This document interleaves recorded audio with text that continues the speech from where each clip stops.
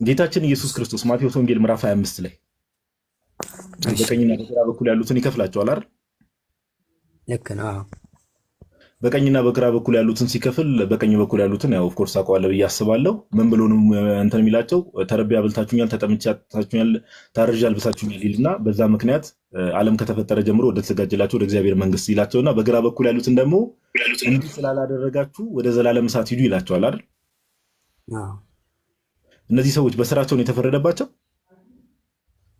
እነዛ ባለማመናቸው ያው ባለማመናቸው ምክንያት ነው። ግን ቃሉ ምን ይላል መሰለ ደሱዬ? ማቴዎስ ወንጌል ምዕራፍ 25 ይላል እሱ በስራቸው ነው የሚለው እዛ ጋር። ክፍሉ ግን ምንድነው ከማን ጋር የምታያይዘው? የማቴዎስ ወንጌል ምዕራፍ 7 ላይ ቁጥር 15 እና 16 ላይ መልካም ዛፍ መልካምን ፍሬ ያፈራል ይላል፣ ክፉ ዛፍ ክፉ ፍሬ ያፈራል ይላል። እነዚህ ሰዎች ከመልካሙ ዛፍ ከክርስቶስ ጋር ተጣብቀው በነበር መልካም ስራን ይሰሩ ነበር። ለዛም እንደገና ደግሞ በግና ፍየል ተብሎ የተለዩት ፍየል ኢንዲኬት የሚያደርገው ክርስቶስ ኢየሱስን ያልተቀበሉትን ነው። በግ የሚለው ደግሞ ኢንዲኬት የሚያደርገው አማኞችን ነው። በጎቼ ብሎ ጌታ ኢየሱስ ክርስቶስ ብዙ ጊዜ የሚጠራቸው አማኞችን ነው።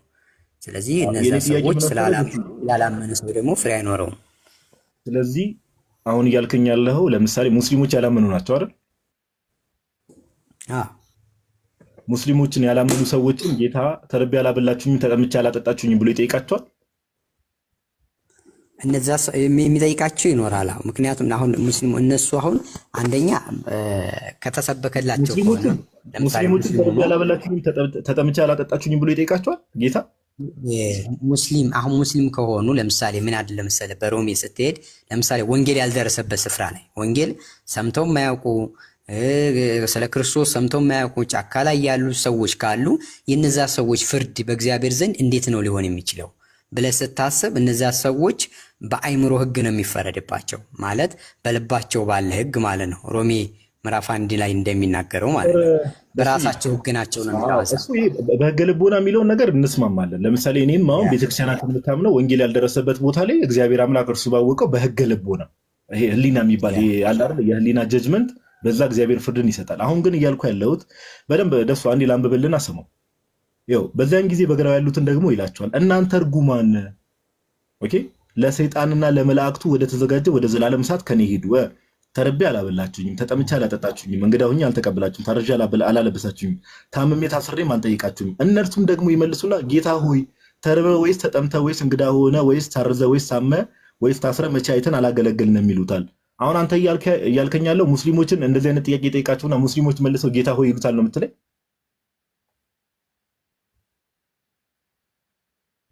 ሙስሊሞች ጌታ ሆይ ይሉታል ክርስቶስ? ያው ከሱ ውጭ የሆኑ በሙሉ ከበጎቹ ውጭ የሆኑት ያው ግዴታ ጌታቸው ስለሆነ አይ ጌታ ሆይ ብሎ ይጠሩታል ክርስቶስ ኢየሱስን ሙስሊሞች አይሉም። ማናቸውም ቢሆን ምክንያቱም አዛብን ሁሉ እየቀጠቀጠ በብረት መዝጊያ ይገዛቸዋል አይደል የሚለው እግዚአብሔር ቃል። ለኢየሱስ ክርስቶስ የማይገዛ ፍጥረት የለም እኮ። እሱ አብኩቶ የሰራቸው እሱ ነው። የወጉት ሁሉ ያዩታል ይላል ሲመጣ። ሰው ግዴታ ይሉታል እንጂ። ስለዚህ ጌታ ሆይ ተርበህ አላበላንም ተጠምተህ አላጠጣንም ጀስት ለማጥራት ያክል እዚህ ላይ ጨርሳለሁ፣ ችግር የለውም። ብዙ ሰውም ገስት ላይ ስላለ ክርስቶስ ኢየሱስ ሙስሊሞችን ለምን ተርቤ አላበላችሁኝም ተጠምቼ አላጠጣችሁኝም ብሎ ይጠይቃቸዋል። ኦኬ ያላመነ ነው የሙስሊሞችን እዛ ቦታ ላይ ይኸውልህ፣ አሁን ሙስሊሞችን ብቻ ሳትሆን አጠቃላይ ያላመነ ሰዎች እኮ እነሱን ጨምሮ ሙስሊሞችን ማነሳል እኮ እነሱን ጨምሮ የትኛውም ከክርስቶስ ኢየሱስ ውጭ የሆኑት በሙሉ ፍየሎች ናቸው። በግራ ነው ሊሆን የሚችሉት። ምክንያቱም ቀኝና ግራ ነው ያለው ሰማይ። 3-4 ቦታ በየሃይማኖቱ እግዚአብሔር ግሩፕ ከፍሎ አይፈርድም። ፍርዱ ያለው ቀኝና ግራ ነው። ስለዚህ አማኝ የሆነ በቀኝ ይሆናል፣ የማያምን የትኛውም ዲኖሚኔሽን ሊሆን ይችላል በግራ በኩል ይሆናል። በግራ ያሉት ደግሞ ጌታ ሆይ ሊሉ ግዴታ ነው፣ ሊፈርድባቸው የመጣ ንጉስ ነው ይላል። ወይ ማቴዎስ ወንጌል እዛው ላይ ሌላ ቦታ ላይ ቀደም አንተ የጠቀስከው ላይም በሩ ከተዘጋባቸው በኋላ ጌታ ሆይ በስም አጋንንት አላወጣንም ይሉታል እነዚህ ሰዎች። እነሱ ደግሞ ሐሰተኛ ነቢያቶች ናቸው። እዛው ላይ ቁጥር በኢየሱስ አምነው ምግባር የሌላቸው ማለት ነው። አላመኑ፣ ቶታሊ አላመኑ። ኦኬ፣ ግን በስም ትንቢት አልተናገርንም እያሉት አላመኑ። ላሳይህ እንዴት እንዳላምን አይ በቃ ተው፣ ችግር የለውም ቁጥር ደሱ 15 ላንብብልህ። አይ ላንብብልህ፣ ቆይ ችግር የለውም ላንብብልህ። ደሱ። አሁን ምን መሰለህ እኔ ባይዘው ነገሩን ደሱ ስማኝ፣ ነገሩን ያዛ አድርጌ የበለጠ ወደፊት እንትን ላይክ ፈርዘር ነገሩ መሄድ ይችል ነበር። ነገር ግን ሰዓት ዛሬ እስከ ተወሰነ ሰዓትም ስለሆነ ላይ በደንብ የገባ ነው። ሰዓቱን በደንብ ብዙ ሰው እየተቀበል ሰው እንዲማማርበት ስለሆነ ነው እንጂ ይህንን ነገር ባይዘው የተናገርከው ዞሮ ዞሮ እዛ ቦታ ላይ ከወሰድ ነው ምን ይላሉ መሰለ ሰዎቹ፣ ጌታ ሆይ በስምህ አጋንንትን አላወጣንምን ይሉታል። እሱ ግን ያኔ አላውቃችሁም ነበር ነው እና ያኔም በስሙ አጋንንት አወጣን ሲሉ አላውቃችሁም። ምናልባት ቸርች ውስጥ ሊኖሩ ይችላሉ። በማሰብ ነው ግን አጋንንት ወጡት።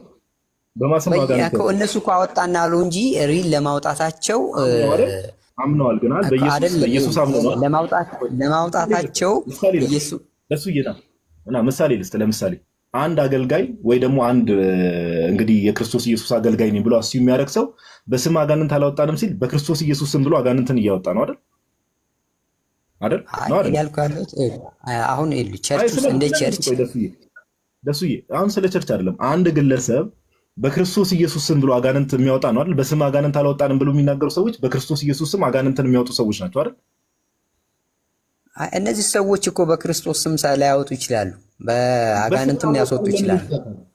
በስም ለምን አላወጣንም ማለት እነዚህ ሰዎች አንደኛ ምስክር ሊሆኑ አይችሉም። ምክንያቱም ጌታ ኢየሱስ ያኔም አላቃችሁም ብሏቸዋል። እነሱ በስም አጋንንት አውጥተናል ሲሉ ያኔም አላቃችሁም አላቸው።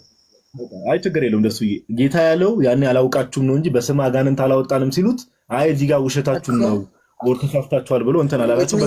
ውሸታችሁ ነው ያኔ አላቃችሁም ማለት እኮ ውሸት ነው፣ ፎልስ ነው። እነሱ እውነት ነው ምናምን እያላቸው አይደለም። ቢሆን ኑሮም አይ እውነት ነው ያኔ ምናምን ሌላቸውን ያጸድቃቸው ነበር። እንዲህ እናድርግ ደሱ ሌላ ጊዜ በሰፊው ነገር ድነት ላይም ላይቭ መግባታችን ስለማይቀር ሲዘን ሌላ ቀን አሁን አንተ የፈታኸውን አተረጓጎም ወር አንድምታ ከየት እንዳመጣኸው ቁጭ ብለን መጽሐፍት እየከፈትን ብናየው አይሻልም? ደሱ እንደዛ ይሻላል። ደስ ይላል። ደስ ጊዜ ያክብርልን። አመሰግናለሁ።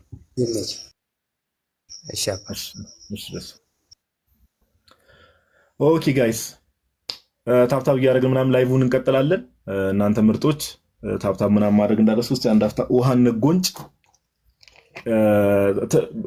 ብዙ ያወራቸው ነገሮች ባይዘው ልክ ያሉ ነው። ያው እንግዲህ ሰሚ ይፍረድ። ባይዘው ሁሌ እዚሁ ማፋጠጥ የለብንም። ሰሚ ይፍረድ።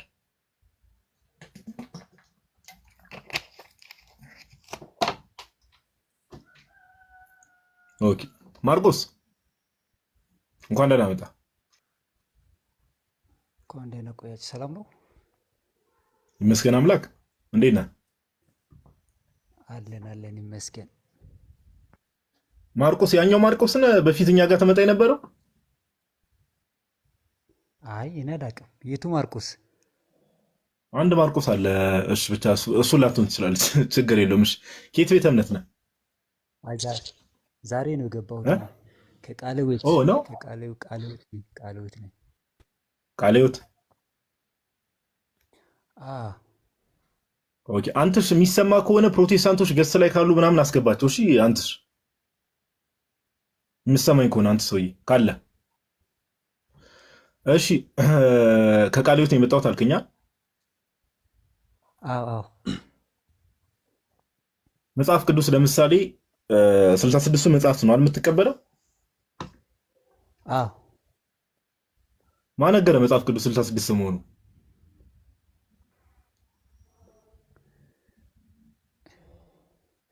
ከቤተ ክርስቲያን አባቶች ነው። ታሪክ አለ እኮ የቤተ ክርስቲያን ታሪክ አለ አይደል? እሺ የትኛው የቤተ ክርስቲያን አባት ነው መጽሐፍ ቅዱስ 66 ነው ያለው? ትንሽ ድምፅን ደግሞ ከፍ አድርግ፣ የሚሰማ አይመስለኝም። አይ እሱማ እኮ ይታወቃል እኮ በካርቴጅ ጉባኤ ላይም እኮ የተወሰነ የቀኖና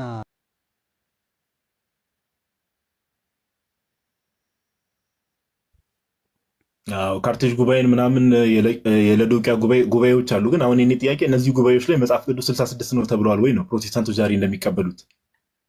አይ 66 አላሉ። ነገር ግን እያንዳንዱ ጉባኤያት የሚያስገቡና የሚያወጡ መጽሐፍቶች ነበሩ። ለምሳሌ የኔ ጥያቄ ምንድን ነው? የካርቴጅ ጉባኤ አለ፣ የለዶቂያ ጉባኤ አለ። ከመጽሐፍት ጋር በተገናኘ ኦኬ፣ ከመጽሐፍ ቅዱስ ለምሳሌ ቅዱስ አትናቴዎስ 39ኛው የፋሲካ መልእክት አለ፣ ፌስታል ሌተር 39 ፌስታል ሌተር አለ። ሌሎች አባቶችም ይዘረዘሯቸዋል። አሁን ፕሮቴስታንቶች ዛሬ በፕሮቴስታንቱ ዓለም ያሉ 66ቱ መጽሐፍት የትኛው ጉባኤ ነው? አሁን ፕሮቴስታንቶቹ በሚቀበሉት መልክ ያስቀመጠው የትኛው ጉባኤ ነው? ኦር የትኛው አባት ነው? ኦኬ እኛ 66 መጽሐፍ ስንቀበል አሁን ለምሳሌ የብሉይ ኪዳን 37ቱን አይሁዳውያን የሚቀበሉትን ነው የምንቀበለው። ደግሞ የአዲስ ኪዳን 27ቱን ደግሞ አሁን የአዲስ ኪዳን ቤተክርስቲያን ያለችው ሌሎች ቤተክርስቲያን የሚቀበሉትን አሁን የኔ ጥያቄ ምን መሰለህ ማርቆስ፣ አሁንም ጥያቄን ባይዘው በደንብ ስማኝ ወንድሜ፣ በደንብ ስማኝ። እንድትሰማኝ የምትፈልገው ምንድነው? የብሉይ ኪዳን አሁን 66 ሲባል የትኞቹን ነው የምትቀበለው? የአዲስ ኪዳን 27፣ የብሉይ ኪዳን 39፣ እሱን አይደለም ፖይንቴ። የትኛው የቤተክርስቲያን አባት ወይ ደግሞ አሁን ካልካቸው ጉባኤዎች ውስጥ ፕሮቴስታንቶች ዛሬ በሚቀበሉት ልክ እነዚህ መጽሐፍት ብቻ ናቸው እስትንፋሰ እግዚአብሔር ብሎ ያስቀመጠው ማን ነው? የኔ ጥያቄ። ኦኬ አሁን ለምሳሌ ቅድም እኮ አንተ አንስተሃል እኮ አትናቴዎስ አሁን 27ቱን የአዲስ ኪዳንና ደግሞ ከብሉይ ኪዳን ውስጥ ከአስተር ውጭ ሌላ መጽሐፍ ይቀበልልህ እንዴ? ይህን ታውቃለህ እንግዲህ። ለምሳሌ አትናቴዎስ እናንተ አውጥቼ ላነብልህ እችላለሁ። አትናቴዎስ እናንተ የማትቀበሉትን መጽሐፍት እዛ ላይ ያስቀመጣቸው መጽሐፍት አሉ አይደል? አንድ መጽሐፍ ነው ያስቀምጠው። እስቲ ንገረኝ። ለምን አልተቀበላችሁትም እሱን መጽሐፍ? ሌሎች አባቶች እሱን ደግሞ አይቀበሉትማ፣ ያወጣሉ። ሌሎች አባቶች ደግሞ ሌሎች መጽሐፍትን አስቀምጠዋል። በተጨማሪ ለምን እነዛን አባቶች አላስቀምጣችሁም? በምን ስልጣንና አውቶሪቲ ነው 66ቱን ብቻ መርጣችሁ የለያችሁት? አልኩት እኮ አሁን ለምሳሌ ቅድም እንዳልከው ቤተክርስቲያን አባቶች አንዱን ያስገባል፣ አንዱን ያወጣሉ። ሌላ ደግሞ አንዱን ያስገባሉ፣ ሌሎች ደግሞ አንዱን ያወጣሉ። ነገር ግን እኛ ደግሞ ከሉተር በፊት ይታወቃል ይሄ ቀኑና በሮሜ መጽሐፍ ላይ የብሉይ ኪዳን የመጽሐፍ ባለቤቶች አይሁዳውያን ነው ብሎ እንደተገለጸው እዛች ጋር አይሁዳውያን የሚቀበሉትን 22 እነሱ እንደሚሉት እኛ ደግሞ 37ቱን እንቀበላለን። አሁን የኔ ጥያቄ ከሉተር በፊት ይታወቃል የ66ቱ መጽሐፍት?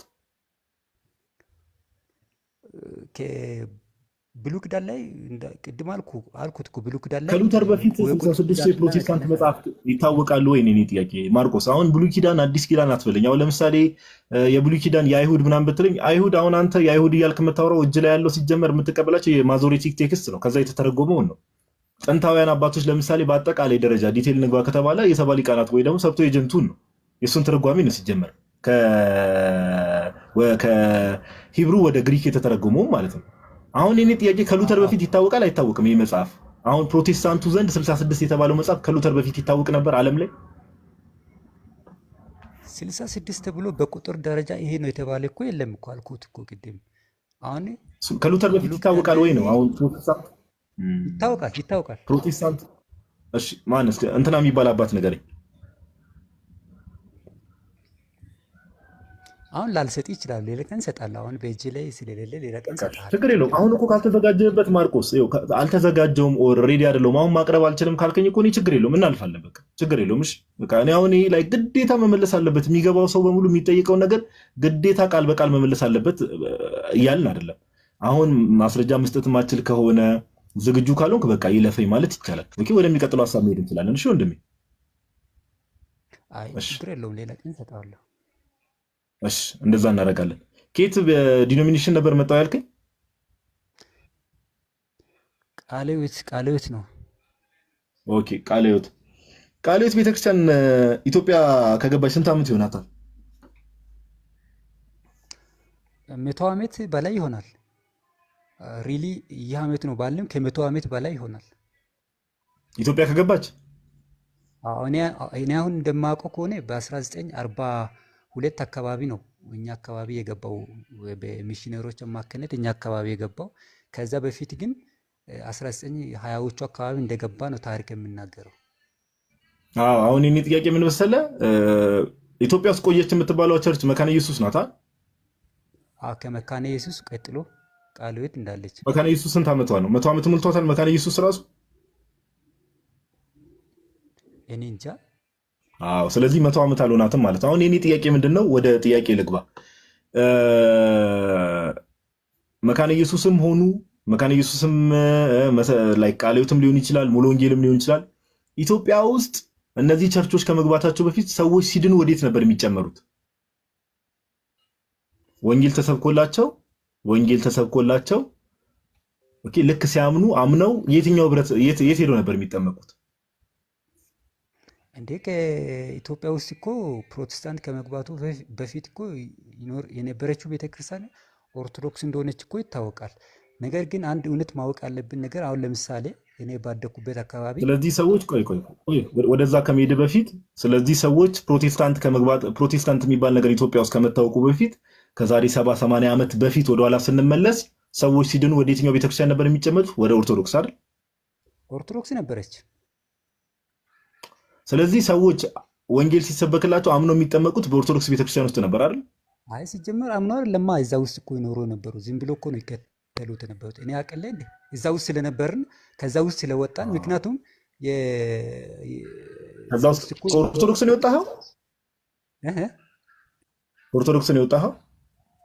እኔ እንኳስ ገና በልጅነቴ ነው ቤተሰብ ወደ ፕሮቴስታንት ከሆነ በኋላ ነው እዛ የተወለድኩት። ግን ግራንድ ፋዘር ከዛ ነው የወጣ ነው የምትለኝ ምኑ ነው ታዲያ?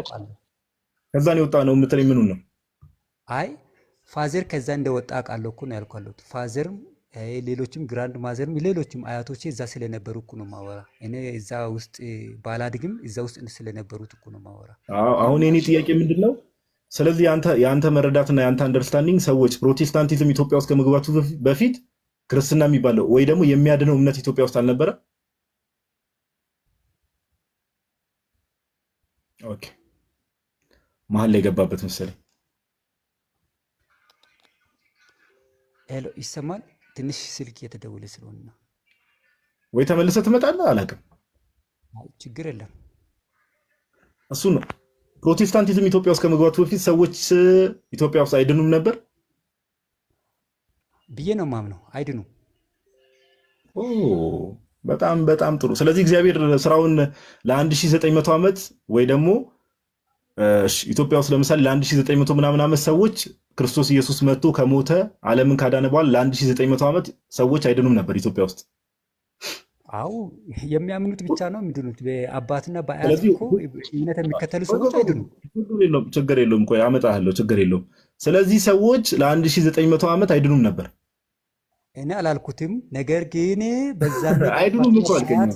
አይድኑም ነበር ነው እምነት የምንቀበለው እንጂ ስለ አባትና እኔ አሁን ማርቆስ ስለ አንተ አባትና አያት እኔ ይቅርታ አድርግልኝና ስለ አንተ አባትና አያት አይመለከተኝም። መጀመሪያ ምን አልከኝ? ሰዎች ለመጀመሪያ 1900 ዓመት ፕሮቴስታንቲዝም ኢትዮጵያ ውስጥ ከመምጣቱ በፊት አይድኑም አልክ አይደል? አዎ አይድኑም ስልህ ለምሳሌ በውርስ እምነት የሚቀበሉት አይድኑም ለማለት ነው። ስለ ውርስ አላወራሁም። እኔ ምንድነው ውርስ? እኔ ስለ ንብረት አላወራሁም እኮ። የምን ውርስ ነው የምታወራኝ? እኔ ከዛ በፊት ሰዎች ይድናሉ አይድኑም ነው ጥያቄ። ከዛ በፊትማ የሚያምኑት እኮ ይድናሉ፣ የማያምኑት እኮ እንዴት ይድናሉ? በጣም ጥሩ። የሚድኑ ሰዎች የት ነበር ሄደው የሚጠመቁት? አምነው የሚያምኑ ሰዎች የት ነበር ሄደው የሚጠመቁት? አምኖ አይደለማ የሚድኑ፣ በሕፃንነት አይደለም የሚጠመቁት። መድኃኒዓለም ታምኑ እኮ ነው የሚጠመቁት እኮ ወንድም። የትኞቹ ሰዎች ናቸው የሚድኑት? እንዴ አምነህ አይደለም መጠመቅ አለብህ። አምነህ ጌታ ኢየሱስን ተቀብለህ አይደለም መጠመቅ አለብህ። ስለዚህ ሰው በሕፃንነታቸው የሚጠመቁ ሰዎች በሙሉ አይድኑ በሙሉ አይድኑም እያልኩ ሳይሆን ለምሳሌ በዛነ ሳታምን ትጠመቃለህ። ከዛ በኋላ ግን ስለ እምነትህ ሳይናገሩ በዛች ውስጥ በምትኖርበት ጊዜ ሳታቅ ሌላ አምልኮ እየተከተልክ እዛ ውስጥ እየገባ ምናምን ያልክ ትኖራለህ። ኖርማል ሆነ ትኖራለህ። ማን መጥቶ ያስተምራል? ምንድን ነው የምታወራው ወንድማችን? እሺ ለምሳሌ አንድ የመጨረሻ ጥያቄ ልጠይቅ። አንተ የምታወራውም ነገርም ብዙ አንደርስታንድ። ለምሳሌ መካነ ኢየሱሶች ህፃናትን በልጅነት ነው የሚያጠምቁት አይደል? አይድኑም እነዛ ህፃናት? አይ ካደጉ በኋላ እኮ ወደ ጌታ ኢየሱስ ክርስቶስን ይቀበላሉ፣ ያምናሉ። በህፃንነት እኮ እየተጠመቁ እኮ ነው። መጽሐፍ ቅዱስ ያመነ የተጠመቀ ይድናል ነው የሚለው። መካነ ኢየሱስ ህፃናትን በልጅነት ታጠምቃለች። አይድኑም ህፃናቱ? አይ እኔ መካነ ኢየሱስ ስላልሆንኩ ስለ መካነ ኢየሱስ ባጠይቀኝ ጥሩ ነው። ስለዚህ የተለያየ ቸርች ናችሁ? እኔ በመካነ ኢየሱስ ስላልሆንኩ ስለ መካነ ኢየሱስ እንደዛ አይድኑም ምናምን ብለህ ባጠይቀኝ ጥሩ ነው። አንድ ቅድም እኮ የተለያየ ቸርች ናችሁ ወይ? የተለያየ ቸርች ናችሁ? የተለያየ ቸርች ናችሁ? ዲኖሚኔሽን እኮ እንደሚለያይ እኮ ታውቃለህ አንተም። ቃለ ሕይወትም ሆነ መካነ ኢየሱስ ስለ መካነ ኢየሱስ የተለያየ ቸርች ካልሆናችሁ መካነ ኢየሱስ ውስጥ ያሉ ህፃናት በልጅነታቸው ሲጠመቁ ይድናሉ አይድኑም? እነሱ እኮ ጋድ የሚያጠምቁበት እኮ የራሳቸው የሆነ መሰረት አላቸው እኮ። ስለዚህ አታውቅም። አንድ የመጨረሻ ጥያቄ ልጠይቅ፣ በቃ ሰዓታችንን በአግባቡ ለመጠቀም። በእናንተ ቸርች ህፃናት ስንት ዓመታቸው ላይ ነው የሚጠመቁት? ከ12 ዓመትና ከዛ በላይ ሲሆን ነው የሚጠመቁት። ወደ ጌታ ኢየሱስን ሲያምኑ ነው የሚጠመቁት። ኦኬ። አንድ የ8 ዓመት ህፃን ልጅ ምንድን ነው የሚባለው በእናንተ ቤተክርስቲያን? ክርስቲያን ተብሎ ይጠራል? አይ የክርስቲያን ቤተሰብ ልጅ ይባላል እንጂ ክርስቲያን ተብሎ ይጠራል? አይ ክርስቲያን ተብሎ ይጠራል ልጁ? እሱን አላውቅም። እንዴ እንዴ! ሳይጠመቅ ሳያምን እንዴት ክርስቲያን ተብሎ ይጠራል? ሰው ሲጀመር ክርስቲያን የመሆነው እኮ አምኖ አይደለ? እሱን እኮ ነው የኔ ጥያቄ። አንድ አሁን በእናንተ ቸርች የ12 ዓመት ላይ ነው ህፃን ልጅ የሚጠመቀው አልከኝ። የ8 ዓመት ህፃን ልጅ ምንድን ነው የሚባለው? ክርስቲያን ተብሎ ይጠራል? ኦር የ6 ዓመት ህፃን ልጅ ኦር የ9 ዓመት ልጅ ምን ተብሎ ነው የሚጠራው?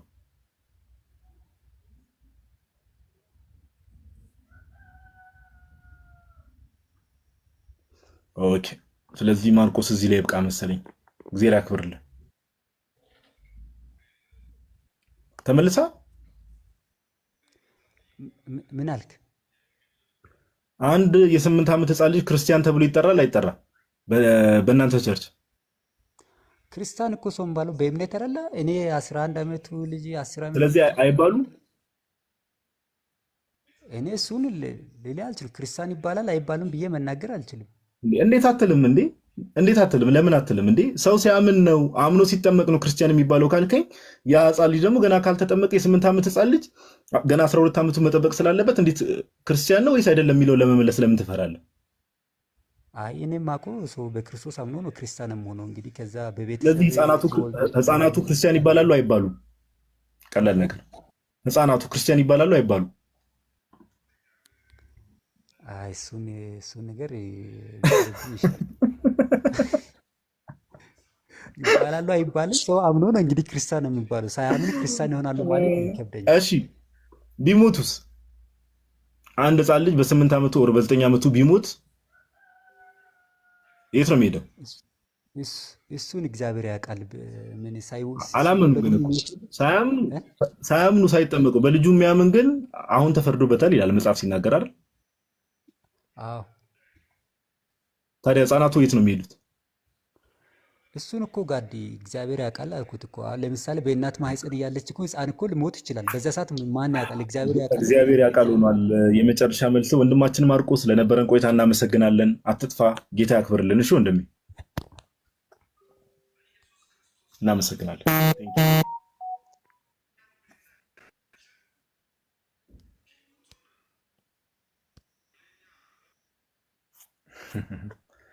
እሺ ጋይስ እንደምታዩት ነው እንግዲህ መልስ። ኦርቶዶክስ ቤተክርስቲያንን ሰው ብዙ ጊዜ ለመቃወም ነው ጀስት እንደዚህ የሚሉት፣ ግን ያው የራሳቸው እምነት ላይ ሲመጣ እንዴት እንደሆነ ታያላችሁ። እግዚአብሔር ያውቃል ነው የመጨረሻ መልስ። እግዚአብሔር ያውቃል። እሺ የትንሣኤ የሚል ዩዘር ኔም አንተ ድምፅ ማሰማት ትችላለህ። መሀል መሀል ብሮስኪ የምትለው ነገር ካለ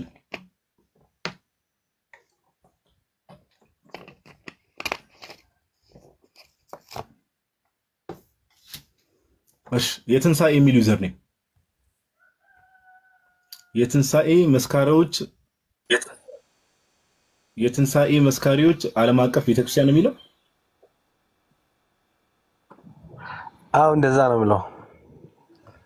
ፓስተር ብዬ ልጥራ ወይስ ምንድነው ታይትል?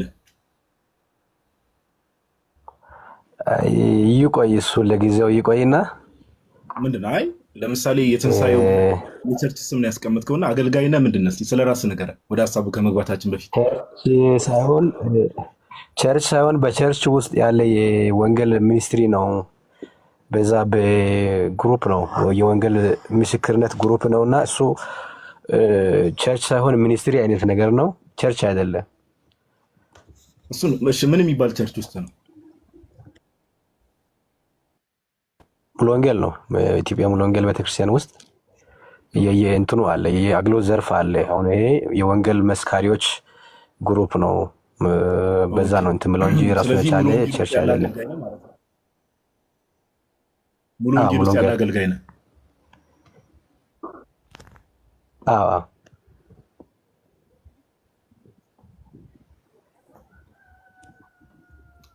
አለ። ወንድማችን ድምፅ መሀል ላይ ይቆራረጣል። ይቅርታ ነው።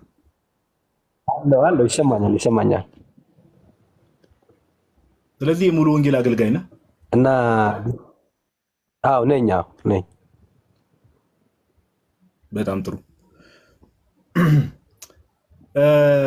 ሙሉ ወንጌል በልሳን መናገር ወይ ደግሞ የጸጋ ስጦታ በሚባለው ታምናለች አይደል? ቸርቿ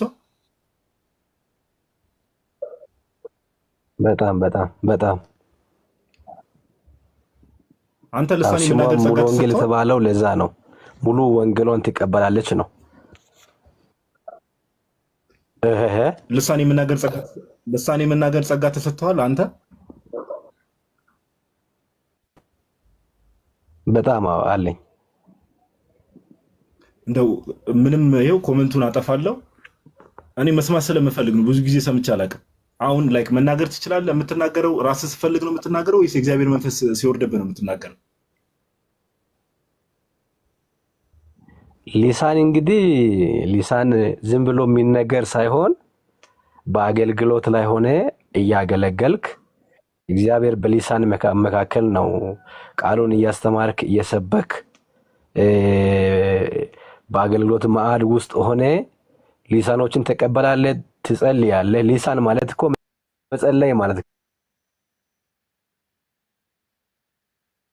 የምትናገረው ነው እንጂ ዝም ብለህ በየሜዳው በየእንትኑ ዝም ብለህ ሊሳን አለኝ ብለህ የምትናገረው አይደለም። መናገር ይቻላል፣ ባይዘዋይ ይቻላል፣ ግን መናገር ትችላለህ? ዝም ብሎ የሚነገር አይደለም። አንዴ ሰው ቆይ፣ ተናገር ስላለ የሚነገር አይደለም። እየሰማኝ ፕሊዝ። አዎ ነን ስቶፕ ነው እያወራ ያለውና ይቅርታ። መናገር ትችላለህ? አሁን ይችላል። አዎ ተናገርልን። እንደው ለምን መሰለህ መጽሐፍ ቅዱስ ላይ ምን ይላል? ለምሳሌ አሁን እኛ ክርስቲያኖች ፕሮቴስታንቶች አልዳናችሁም ብለን ነው የምናምነው። ፕሮቴስታንቶች ደግሞ እኛ ኦርቶዶክሶችን ኦር ክርስቲያኖችን አልዳናችሁ ነው የምትሉት እና ጳውሎስ ደግሞ ላላመኑት ምልክት ይሆንላቸዋል ብሏል አይደል? አሁን ለምሳሌ ያው ፕሮቴስታንት ልክ ነህ፣ ግን አልዳናችሁም ብላችሁ ለእኛ ይሄ አገልግሎት ነው። ባይዘው 1700 ሰው እያየ ነው የእግዚአብሔርን ይህን ትልቅ ጸጋ የእግዚአብሔርን ይህን ትልቅ ስጦታ ብዙ ያላመኑ ሰዎች እዚህ ስለሚኖሩ ብታሳየን ብዙ ሰዎች ወደ ጌታ ሊመጡ ይችላሉ። ልክ ነህ። አሁን ይሄ ጸጋ ስጦታዎች እያንዳንዱ የተለያየ ጸጋ ስጦታ እንደሚሰጥ በቆሮንቶስ ላይ ጳውሎስ ይናገራል እና አንዱ ሊሳን የሚናገር ከሆነ የሚተረጉም ሰው ይኖር ይላል። አሁን እኔ ስጠኝ ጸጋ በሊሳን የመናገር ጸጋ ነው ስጠኝ። ያንን ደግሞ የሚተረጉም ሰው መኖር መቻል አለበት ሲነገር። ችግር የለም። ዝም ብሎ ቢናገር አንድ ፕሮቴስታንት ወዳጅ አለኝና አንተ ተናገር ገብቶ የሚተረጉም አለ። አንድ ሞዶ ፕሮቴስታንት አለ። ቀጥል እስኪ ማን ነው እሱ? አገናኘን ከሱ ጋርና እስቲ ልስማው ከሱ መጀመሪያ። እግዚአብሔር ስራ አይሰራም እንዴ? ቆይ አሁን አንተ የምተረጉሙን ሰዎች ላይ ከሐዋርያት ሥራ ምዕራፍ 2 ላይ እንዳለው ሰዎች እንዴት በገዛ ቋንቋችን እንሰማለን ይናገራሉ እንዳሉት አሁን አንተ ስትናገር እግዚአብሔር ሰዎች ጋር ተተርጉሞ እንዲደርስ ማድረግ አይችልም እያልከኝ ነው? ይችላል። የሚሰሙ ሊኖር በእርግጥ አሁን ከሚሰሙ ከነዚህ ሰዎች የመስማት ጸጋ ያለባቸው ሊኖሩ ይችላሉ። ማን ያውቃል? አሁን እሺ ትልልናል አትልልንም? ይኸው ቅድም ያልኩህ ልጅ አሁን የገባው ልጅ ነው እና አሁን አንተ ልሳኑን ተናገር። የመተርጎም ጸጋ ያለው ሰው ፕሮቴስታንት ነው። አንተ ቀጥል። ይሄኛውን ጠይቃለሁ።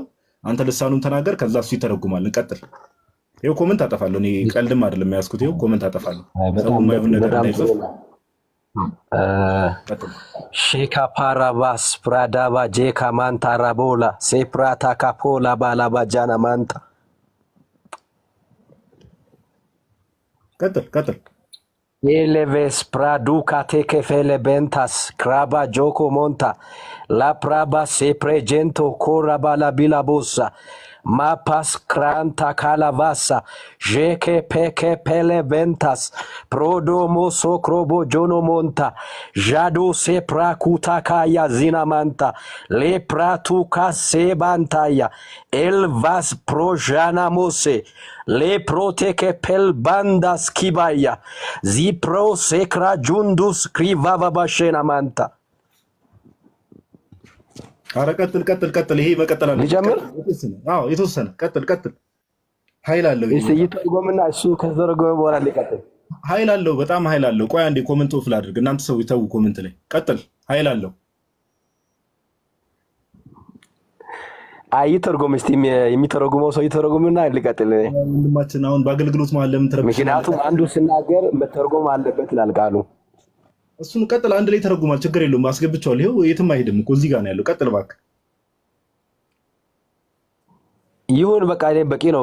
እስከዚህ በቂ ነው መተርጎም ከቻለ እሺ በቂ ነው። አንተሽ ሲመቻ አሳውቀኝና ተተረጉማለህ።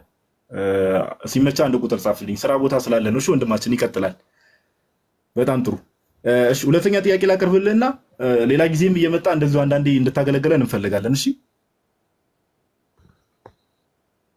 አልፎ ችግር የለውም። እሺ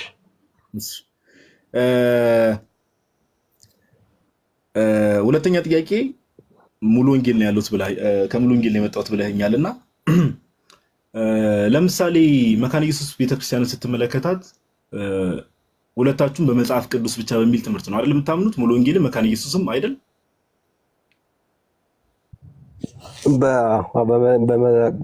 ቅዱስ ነው፣ እንደዛ ነው። መጽሐፍ ቅዱስ ብቻ የሚለው ትምህርት ወይ ደግሞ ሶላ ስክሪፕቹራ የሚለው ትምህርት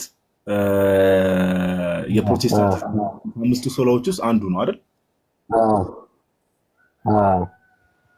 እና መጽሐፍ ቅዱስ ብቻ ሙሉ ወንጌልም አሁን አንተ ያለባት ቸርች መጽሐፍ ቅዱስ ብቻ ትላለች። መካነ ኢየሱስም ደግሞ አንተ መካነ ኢየሱስ ቤተክርስቲያን መጽሐፍ ቅዱስ ብቻ ትላለች። ነገር ግን ለምሳሌ ሙሉ ወንጌል እናንተ ጋር ስንመጣ ሰው ባመነበት ቅጽበት ይድናል ነው አይደለ? ትምህርቱ የሙሉ ወንጌል ትምህርት ወንድሜ ያመነ ይድናል። አዎ ወደ መካነ ኢየሱስ ስንሄድ ደግሞ መካነ ኢየሱስ ቤተክርስቲያን ደግሞ ሰው አምኖ ሲጠመቅ ነው የሚድነው እንጂ ባመነበት ቅጽበት አይድንም ብላ ነው የምታምነው መካነ ኢየሱስ። ኦኬ ሁለታችሁ ምንድነው መጽሐፍ ቅዱስ ብቻ ቃል ሲናገር እኮ ሙሉ ወንጌል ላይ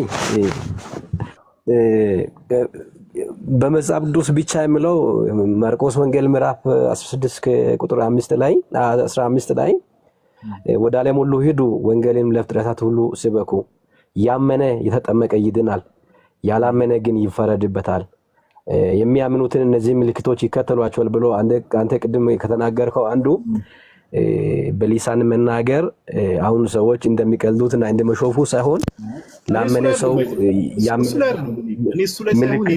የኔ ጥያቄ ምን መሰለህ? መካነ ኢየሱስ ሊመጣ እኮ ነው አንተ። እኔ አሁን ምልክቶቹ ላይ ሳይሆን መካነ ኢየሱስ ቤተክርስቲያን መጽሐፍ ቅዱስ ብቻ ትልና ሰው አምኖ ሲጠመቅ ነው የሚድነው ትላለች። ሙሉ ወንጌል ቤተክርስቲያን ደግሞ መጽሐፍ ቅዱስ ብቻ ትልና ሰው ባመነበት ቅጽበት ነው የሚድነው ትላለች። የትኛው ነው ትክክለኛ ትምህርት ነው? የኔ ጥያቄ አምኖ ተጠምቆ ማመን አንደኛ የሰው ልጅ ለማመን ወሳኙና ዋናው ነገር ማመን ነው። ያመነም የተጠመቀም ይድናል ይላል። አምኖ ደግሞ ይጠመቃል። ያመነ ሰው ሙሉ የሚሆነው ለመዳን ነው የሚጠመቀው። የዳነ ሰው ነው የሚጠመቀው።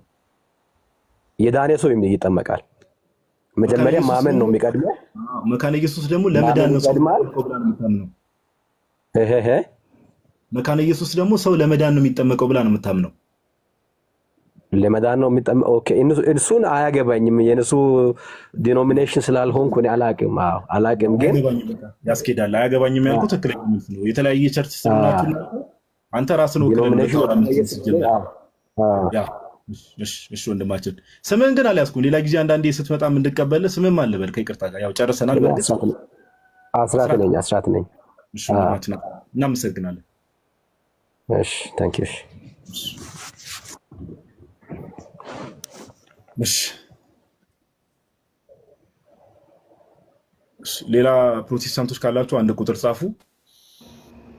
ኦኬ ያው አያገባኝም ብለዋል። ሰምታችኋል። መጨረሻ ላይ ስለነሱ አያገባኝም ሌላ ዲኖሚኔሽን ናቸው ብለዋል። በቃ ፕሮቴስታንቱ ዓለም ላይ በዚህ ደረጃ ነው መበጣጠቅ ያለው። ሁሉም የተለያየ የራሳቸውን ትምህርት ይዘው ነው የሚቀጥሉት። አንዱ ስለሌላው አያገባውም። በቃ አያገባኝም ስለነሱ ነው ያለው። ምንም ማድረግ አይቻልም። እንግዲህ ምንም ማድረግ አይቻልም። አንተሽ ትርጉም በአንተሽ ዋሴ ሪከርድስ አንተሽ ስራ ላይ ነው ጋይስ። ለዛ ነው ውጭ ያው እንግዲህ የሰርግ ምናምን ሲበዛ ፕሮቴስታንቶች አንድ ቁጥር ጻፉ። ከዛ በዛ መሰረት የምንቀበላችሁ ይሆናል።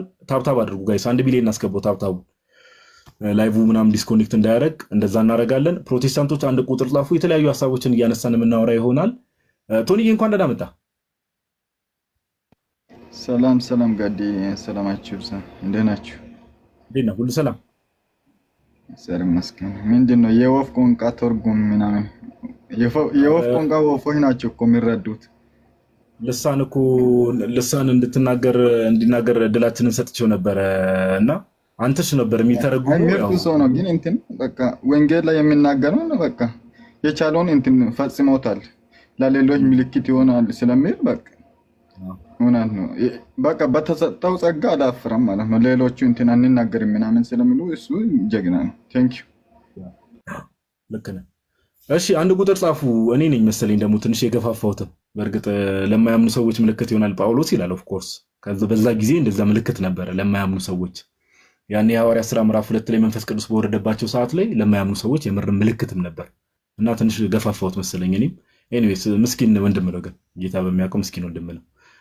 እሺ አንድ ቁጥር ጻፉ ፕሮቴስታንቶች።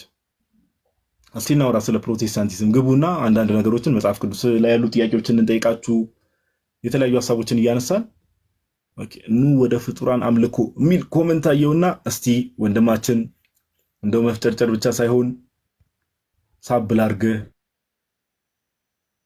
አንድ ዩዘር ኔም ኢየሱስ ያድናል ብለሃል። እንግዲህ የኢየሱስን አዳኝነት ገብተህ ንገረን። ደግሞ ፎሎ ታደርገኛለህ ጭራሽ ሀርጋዱላ ትላለህ። ታዘብ አይ ቲንክ ዩዘር ኔም አውቀዋለሁ፣ ኦርቶዶክስ መሰለኝ። እሺ ጆቫ የሚል ዩዘር ኔም እንኳን ደህና መጣ።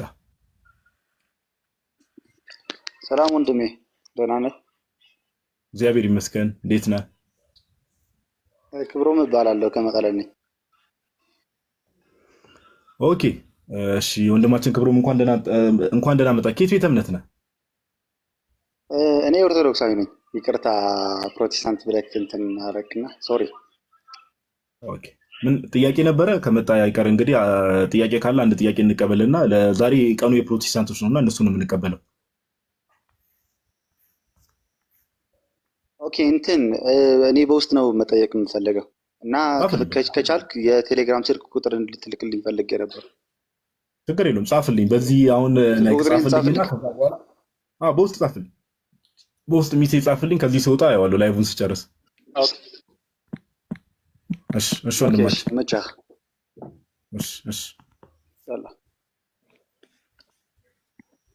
እሺ ብሩክ የሚል ዩዘር ኔም እንኳን ደህና መጣ። እንዴት ነህ? ደህና ነህ? ይመስገን አምላክ። ሁሉ ሰላም? ሁሉ ሰላም ነው፣ እግዚአብሔር ይመስገን። እኔ የምልህ አቤት። ፕሮቴስታንቲዝም ብለህ ጀመርክ ትምህርቱን፣ ግን አንተ ፕሮቴስታንቲዝምን ቸርች እየጠየቅ ምናምን ዲኖሚኔሽን እየጠየቅ ልዩነቶችን ለማጉላት ነው። ፕሮቴስታንቲዝምን አንድ ላይ ማወቅ ወይም ደግሞ ከፕሮቴስታንት ጋር ያለውን ጥያቄ ለመጠየቅ ነው የፈለግከው። ስለዚህ ቸርቾችን እዛዚህ ከምታረግ ፕሮቴስታንት የፈለግከውን ጥያቄ ጠይቅ፣ አንሳ። የኔ ብቻ ነው ጋይስ የፈለግከውን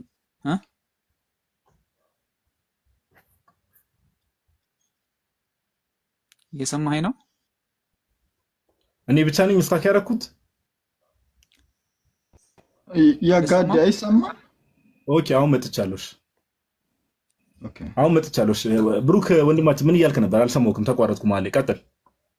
እሺ ፕሮቴስታንቲዝምን ማለት አንተ ዲኖሚኔሽን እየጠየክ ነው። በጣም የተለያየ እንትን እያነሳ ያለው እና ያነሳው ርዕስ ደግሞ ፕሮቴስታንቲዝም የሚል ነው። ሰው ልጠይቅ የፈለግከውን ከፕሮቴስታንቲዝም አንጻር ልዩነት ያለንን ልዩነት እያነሳህ መጠየቅ ያለብህን ነገር ጠይቅ። እዚህ ቃልዮት ላይ ሙሉ ወንጌል ላይ ይሄ ነገር ፕሮቴስታንቲዝም የት ቤተ እምነት ነህ? በቃ እኔ ፕሮቴስታንት ነኝ፣ አንተ በአንተ አነጋገር ማለት ነው። ስለዚህ ጠይቅ። አይደለም አንድ ስላልሆናችሁ ነው የምጠይቀው። ከየት ቤተ እምነት ነው ወንድሜ? ዲኖሚኔሽን ንገረኝ። እኛ ከእናንተ ጋር የምንለያቸውን እኔ አሁን እኮ መጠየቅ ያለብህ አንተ ወይ ሙሉ ወንጌል ወይ መካኒዝም ወንድማችን። አሁን ይኸው እዚህ ጋር ይሄ እጄ ይታያል።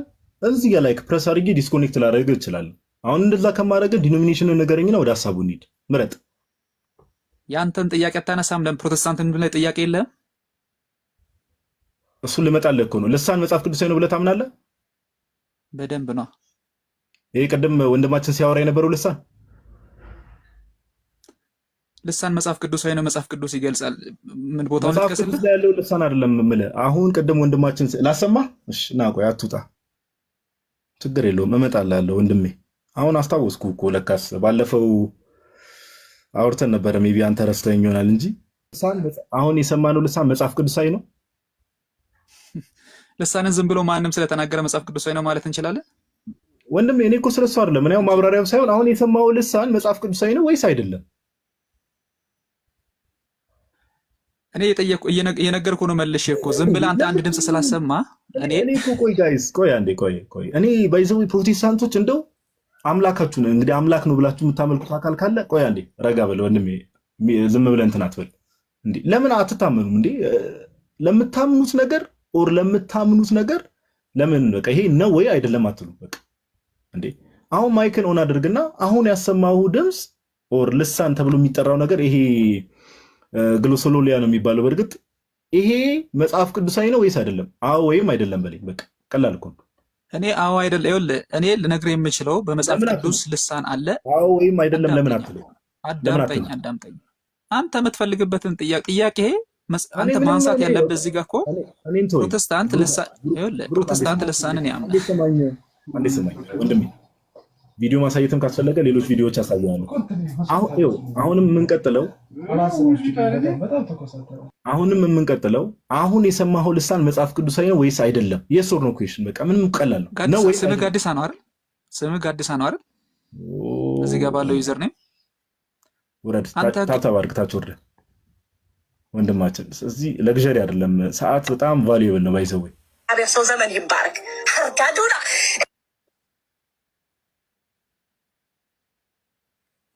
እንትን ኦርቶዶክሳዊ ወጣት በሚለው ፔይ ላይ ያለው ማለት ነው። እንትን ጋድ አይታል ሰሞኑን አንድ እንትን ጥቁር ማለት ነው። እኛ ሀገር ብቻ አይደለም ይሄ ችግር ያለው። እንትን አንዲት ሴትን እንትን መድረክ ላይ ያወጣና በጣም ብዙ ህዝብ አለበት አዳራሽ ውስጥ። እስኪ ነይ ሊሳን ተናገሪ ይላታል። ከዛ መናገር ትጀምራለች። እስኪ አንድ ሰው ወጣችሁ ይሄንን ሊሳን ትርጉሙ ይላታል። ከዛ ማን ይውጥ? የለም አይቼዋለሁ፣ ቪዲዮ ነው አይቼዋለሁ። ኦኬ ለካስ እንትኑ ላይ ታያቸው ይችላል፣ ግን ትርጉሙ ኦርቶዶክሳዊ ወጣት ሲሰራው ትርጉሙን ስለጻፈው ብዙ ሰው ሜቢ አሁን ላይክ እያንዳንዱ ላንጉዌጅ ላይ ይረዳው ይችላል። አሁን ጋይስ ለምን መሰላችሁ ያስወረድኩት? ኢትስ ጀስት ዌስቲንግ ታይም። በቃ ይሄ ነው። ይሄ በቃ አይታመኑም። ለሚያምኑት ነገር ራሱ ለአምላካቸው ራሱ አይታመኑም። ሰው ይሄን ነገር ከሰማ ወይ መጽሐፍ ቅዱሳዊ ነው ይላል ወይ መጽሐፍ ቅዱሳዊ አይደለም። እኔ አሁን ብጠይቁኝ ስፒሪቱ ራሱ ኦኬ ስፒሪቱ ራሱ መንፈሱ ራሱ የተቀዳው የመጽሐፍ የእግዚአብሔር መንፈስ አይደለም ብዬ ነው የማምነው። ወንድማችን መጽሐፍ ቅዱሳዊ ነው ወይስ አይደለም ብሎ ለመናገር ይንቀጠቀጣል። እኛ ፕሮቴስታንቶችን ልዩነታችን እኔ አይደለም ልዩነትን ያሳየሁት። መጀመሪያም ተበጣጥቀ አልቃል። ኦኬ ስለዚህ ይሄ ነገር እንዲህ ነው ተብላችሁ ስትጠይቁ የስ ኦር ነው በቃ ነው ወይም አይደለም። አሁን እንደውም ቅድም የወረድከው ወንድማችን ናገባ እኔ ልሳኑን እንደውም አልፋለሁ። እንዲህ የምትጨነቅ ከሆነ ኦኬ እንዲህ የምትጨነቅ ከሆነ እመጣላለሁ። የካልቪንና አይዲዮሎጂ አይደለም የምትይዘው። እግዚአብሔር ሰዎችን ሁሉ እንዲድን ይፈልጋል ወይስ አይፈልግም ብዬ ባለፈው እዛ ቤት ሲይዝ ነበር። እንዴት ተጨንቀ እንደወጣ ትዝ የሚልህ ከሆነ ኦኬ። እና ከዛ አንጻር ነው የምናየው። ፕሮቴስታንቶች አንድ ቁጥር ጻፉ፣ እንቀበላቸዋለን፣ ግቡ። አሁን ስትገቡ ግን ለመዳረቅ እንዳይሆን በቃ ለመዳረቅ ሳይሆን በቃ ይሄ በትህትና ለማውራት ነገሮችን እንሞክር በተቻለ መጠን። ኦኬ ሌትስ ዱ ዛት። ናትሻ እንኳን ደህና መጣ ብሮ። እስኪ ጋዲዬ እንዴት ነህ? ደህና ነህልኝ? አንተስ እንዴት ነህ? አለህልኝ? እግዚአብሔር ይመስገን። የድሮ ወገኖች ይሄ ነገር ከእግዚአብሔር ነው ወይስ አይደለም ብሎ ለመናገር ራሱ ጭራሽ በቃ ሼም እያያዛቸው መጡ እኮ በቃ። እንዴት ብለው ይመልሱት? እኔ ራሱ በእል ነበር እንደ እያልኩ ነው።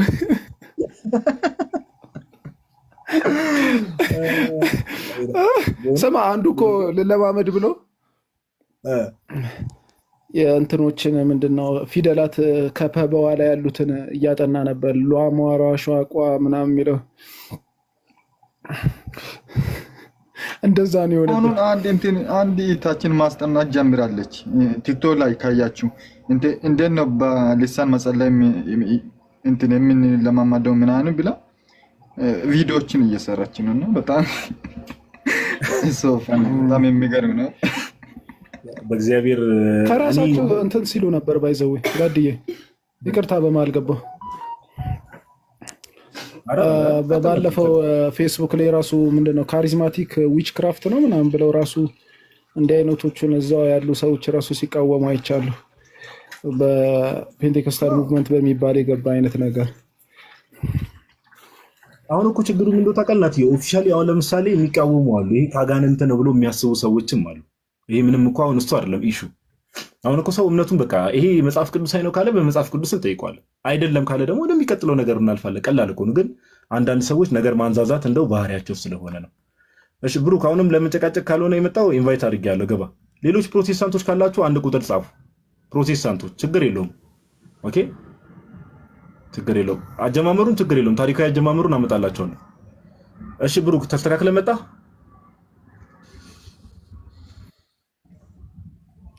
አይ ብዙ ስትጨነቅ እኮ ነው፣ ብዙ ስትጨነቅ አየውና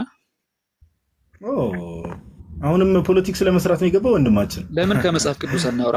አልተዋወቅንም ማለት ነው። እግዚአብሔር ቃል እንማማር። እስቲ ከመጽሐፍ ቅዱስ እናንሳና የምታነሳቸውን ጥያቄዎች አንሳ። ፕሮቴስታንቲዝም ልሳን አይደለም እኮ ነው። ቅድም የሰማኸው ልሳን መጽሐፍ ቅዱሳዊ ነው ወይስ አይደለም? ቅድም የሰማሁትን አንተ የኬት የሚያመጣውን ነገር እኔ ከመጽሐፍ ቅዱሳዊ ነው ብዬ እንትን አለለም ብያለሁ ቅድምም እኮ። ስለዚህ መጽሐፍ ቅዱሳዊ አይደለም። ልሳን መጽሐፍ ቅዱሳዊ ነው። አንተ ያሰማውን ድምፅ መጽሐፍ ቅዱሳዊ ነው አይደለም ማለት አልችልም ብያለሁ። ቢካውዝ የሰማው ድምፅ ነው አይደለም፣ የሰማው ድምፅ ነው መጽሐፍ ቅዱሳዊ ነው ወይስ አይደለም? በቃ ዛት የሶር ነው በለኝ። በቃ እንዴ ምንድነው አሁን? ለምንድነው ነገሩ የምታንዛዛው? ለአንተ በመች ጥያቄ ፈጥራት ትምጣ። ይኸውልህ አንተ ልሳንን ነው አይደለም አትቀበለው? እሺ እስቲ ጋይስ ኮሜንት ላይ ያሳውቁኝ። አሁን እንደዚህ አይነት አዝግ የሆኑ ሰዎች ሲመጡ እኔ ከወዳጆቼ ጋር ተነጋግሬ ነውና ወደሚቀጥለው ጥያቄ እንለፍ ወይስ ይውረድ? ኮሜንት ላይ ያሳውቁኝ። በፍቃዱ ነው ግን እዚህ የገባ ካልቪኒዝም ሆነ እንዴት ነው መግባት ይቻላል? እሱን እኮ ነው የምልህ። ካልቪኒዝም ይዞ ጭራሽ እሱ ላይ ብንሄድበት አሪፍ ነው። ጋድዬ ስለ ካልቪኒዝም እናወራ እስኪ። ጥሩ ነው፣ ጥሩ ነገር አምጥታል፣ ጥሩ ሀሳብ አምጥታል። እግዚአብሔር ሰዎች ሁሉ እንዲድኑ ይፈልጋል አይፈልግም? ይፈልጋል። ይህን ትምህርት ከካልቪኒዝም ትምህርት አሳየኝ።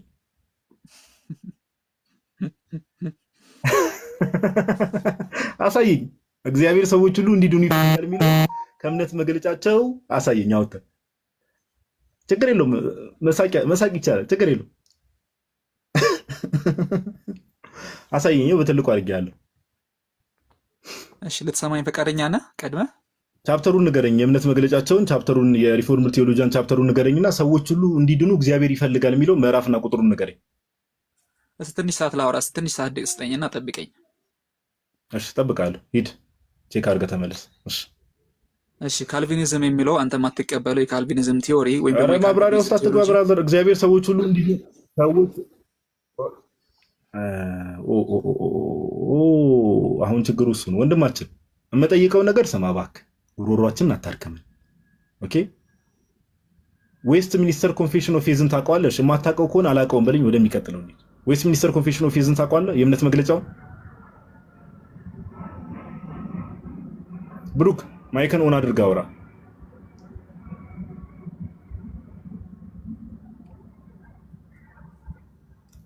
ብሩክ ብሩክ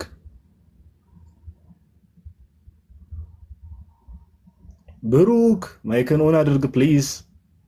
ማስረጃ ካለ ማስረጃ ታሳየን። እኔ ማይክን እንዳላወራ አፌን እያስክ ነው። ምን ላርግሽ? እንዴት ላርግ? እግዚአብሔር ሰዎች ሁሉ እንዲድኑ ይፈልጋል የሚለውን ነገር ከእምነት መግለጫ ላይ አታሳየኝ። ካልቪኒዝም አይዲዮሎጂ ተከታይ ስለሆንክ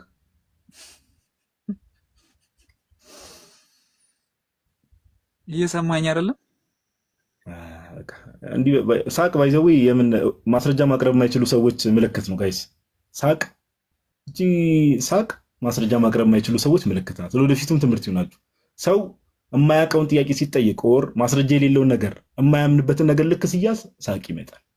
ኦኬ ሳቅ ይመጣል። ይህን እንደ ትምህርት እንድትወስዱት ትናንት አሳይቻችሁ ነበር። ሜቢ ትዝ የሚላችሁ ከሆነ የነበራችሁ ሰዎች ሪፎርምድ ቴዎሎጂን የሚቀበሉ ሚሊየንስ ኦፍ ሰዎች አሉ።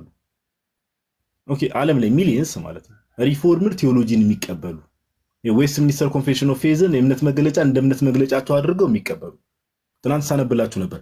ዌስት ሚኒስተር ኮንፌሽን ኦፍ ፌዝ ላይ ቻፕተር 3 ላይ ጋድስ ኢተርናል ዲክሪስ ወይ ደግሞ የእግዚአብሔር ዘላለማዊ ድንጋጌዎች በሚለው ቁጥር 3 ላይ እግዚአብሔር አሁን አማርኛውንም ድጋሚ ላንብብላችሁ። ሰበር ዜና ልንገራችሁ። በፕሮቴስታንቱ ዓለም ውስጥ ካሉ ትምህርቶች ውስጥ አዲስ ደግሞ ሁሌ ብዙ ምንፍቅና እንሰማለን ፕሮቴስታንቱ ዓለም ላይ እንደምታውቁትና ላንብብላችሁ።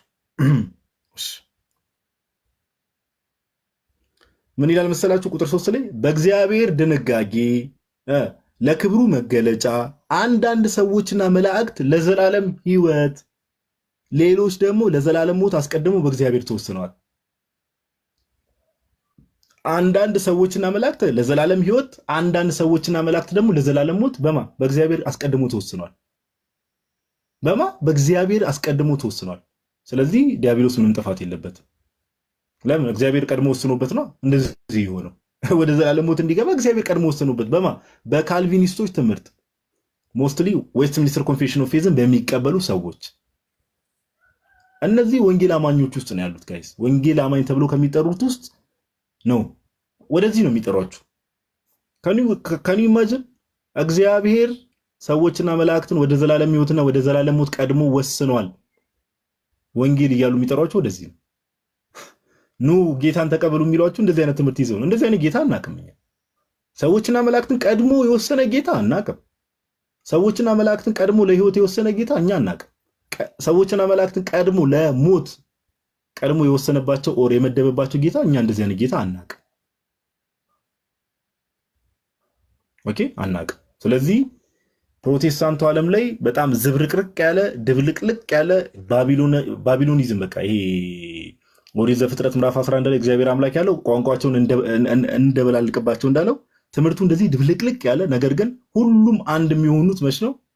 የጌታ ቤተክርስቲያንን አታክ ለማድረግ ግን አንድ ናቸው። ወንጌል አማኝ ብለው ይመጣሉ።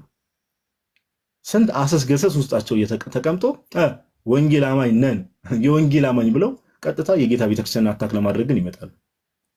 ኦኬ አመላቸው እንድታውቁ ነው። ጌታችን ኢየሱስን ለመስቀል የማይዋደዱ የማይስማሙ ግሩፖች ናቸው አንድ የሆኑት። ማንን ለመስቀል? ክርስቶስ ኢየሱስን ለመስቀል የማይስማሙ የማይዋደዱ አካላት ናቸው አንድ የሆኑት። አሁንም ደግሞ በዚህ ዘመን የጌታን ቤተክርስቲያን አታክ ለማድረግ የማይስማሙ የማይዋደዱ የጌታ ጠላት የሆኑ አካላት ተሰብስበው የጌታ ቤተክርስቲያንን አታክ ያደርጋሉ።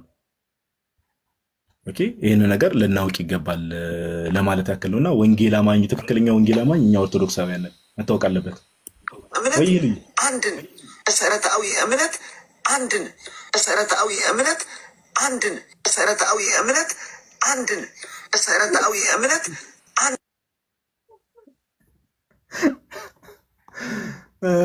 እሺ ይሉ ናቲ ጠፋብን እኮ በእናትሽ ናቲ ከቲክቶክ አጠፋ ነው አይደል?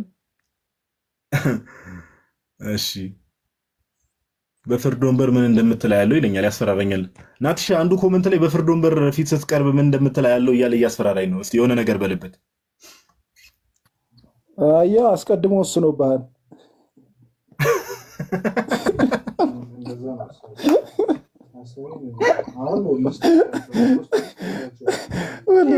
ወሰነ የልቤ ልናገር እንጂ ናትሻ ቀድሞ ከተወሰነብኝ እኮ ምንም ማድረግ አልችልም። ላውራ እንደ ልቤ ቀድሞ ወስኖብሃል። አስገቢ ሆኑ በሩ ነው እያሉ በሩ ሆኑ። እነሱ ራሱ ማስገባት ጀመሩ። ይሄ ራሱ አየህ ፈራጅነት የካልቪኒዝም በሽታው ይንጸባረቃል። ፈረደ ማለት ነው። ጭራሽ ቀይ ነው። አስቀድሞ ወሰነ እሱ በቀኝና በግራ ላይ ያቆመ።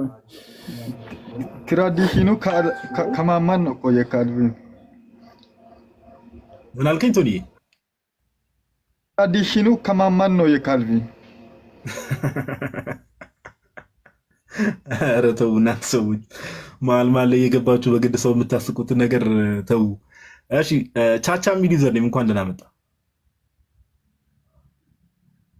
እንኳን ደህና ቆየኝ ጋዲ። አለን አምላክ ይመስገን። ከየት ቤተ እምነት ነው ወንድማችን?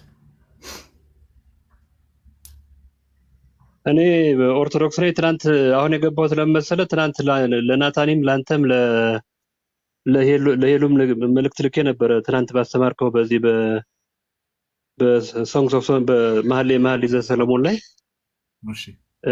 እዛ ላይ በአሁን እንደዚህ ኦፊሻሊ ማልናገረው መልእክት ነበረኝ። ምናልባት ነግረው ከሆነ አላውቅም። ናታኒም ጠይቀው በውስጥ ልኬልታለሁ። ለአንተም አንዴ ልኬልህ እንትን እዚህ ማውራት ስለማልችል ነው እና አሁንም መልእክቱ ከደረሰ ላውራ። አይ አልደረሰኝም። ያው አይ በውስጥ የሚወራ ነገር ከሆነ በውስጥ እንትን ቢል ይሻላል ወንድማችን። በውስጥ የሚወራ ነው። አይ ዶንት ኖ እንዴት ኮሚኒኬት እንደማደርግህ ሶጣ ከላይቭ ባወራ ሶጣ ቼክ ፈልጋለሁ። አደርገዋለሁ። ችግር የለውም ወንድማችን። ሜሴጁን ከላይቭ ሶጣ ቼክ አደርገዋለሁ። ድጋሚ አንድ የሆነ ሜሴጅ ጻፍልኝ። እንትን ቤቲ ሾው በሚል ባለቤቴ ስልክ ነው እንትን ያልኩልህና በዚህ ላክ፣ በዚህ ኮሚኒኬት አድርገኝ ስታየው። እሺ ወንድማችን። እሺ ጌታ ያክብርልን። እሺ ታንኪ እሺ አሜን። ፕሮቴስታንቶች አንድ ቁጥር መጻፍ ትችላላችሁ። ፕሮቴስታንቶች ኦኬ፣ አንድ ቁጥር ጻፉ። ዛሬ እነሱ ቀን ነው እንግዲህ ለወንጌል አማኞች ነው እድል የምንሰጠው። ከዛ አንጻር ነው የምናየው። እሺ ሄርሜላ የሚል ዩዘር ኔም እንኳን ደህና መጣሽ።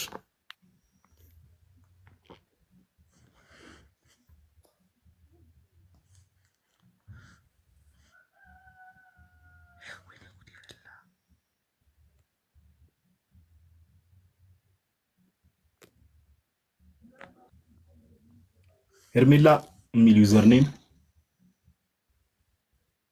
ኦኬ። ሜቢ በስተት ገብታ ሊሆን ይችላል።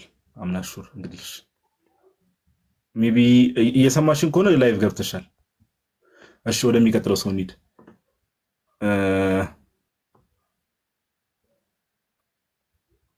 ቶኒ ሱፍ ያደረገው ልጅ ይታያል። ገብቷል። እኔ ጋር ሎድ ነው የሚያደርገው። ያ ገብቷል። ኦኬ እሺ። ባይኪ የሚል ዩዘር ኔም ሚውት ነኝ ወንድማችን። ባይኪ አቤት፣ አይሰማም?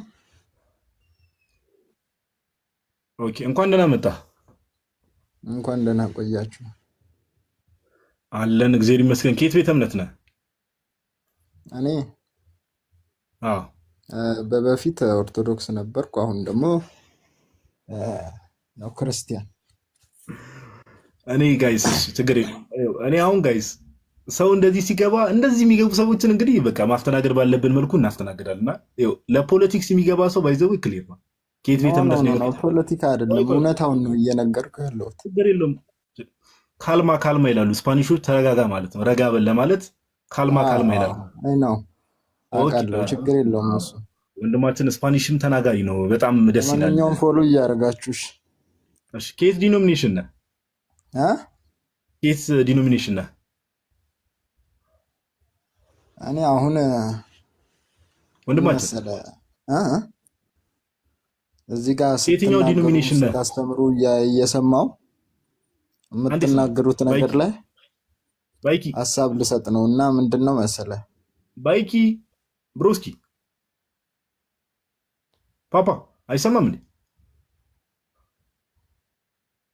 ባይኪ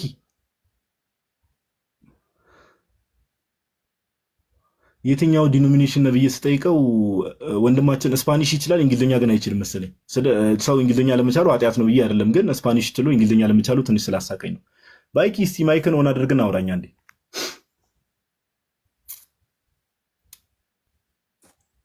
ኦኬ ከየትኛው ዲኖሚኔሽን ይሰማል? ከየትኛው ዲኖሚኔሽን ነው? ከየትኛው ዲኖሚኔሽን ነው? እንዳንተ ሀሳብ የእውቀት መለኪያ ቋንቋ መቻል ነው። አይሰማም። ኦኬ ከየትኛው ዲኖሚኔሽን ነህ ወንድማችን? የትኛው ዲኖሚኔሽን ማለት አሁን አንተ እያስተማርክ እየተናገርክ ያለው ኧረ ስማ ባይኪ ይሰማል? ወላዲት አምላክ ከየትኛው ዲኖሚኔሽን ነህ? ሰማኝና መልስ። ከየትኛው ቤተ እምነት ነው የመጣው? የትኛው ዲኖሚኔሽን ነህ? ቀጥለውን አይናው እሱን ልነግርህ እኮ ነው፣ ግን እንዳንተ ሀሳብ ልንገርህ።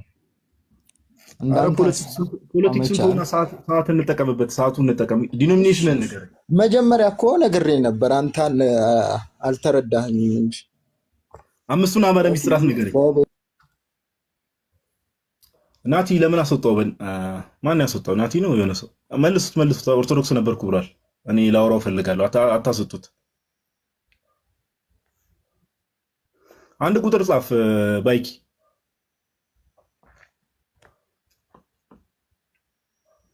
ደግሞ ደፍሮ የኛን ስም ይጠቀማል እንዴ? ክርስቲያን ነኝ ይላል እንጂ ቀልደኛ።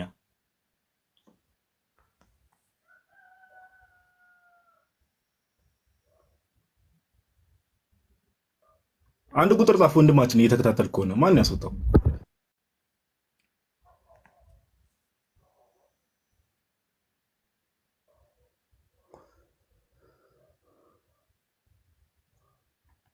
ብሩክ እሺ፣ ፕሮቴስታንቶች እሺ፣ ገስት አንድ ቁጥር መጻፍ ያለባችሁ ፕሮቴስታንቶች ናቸው።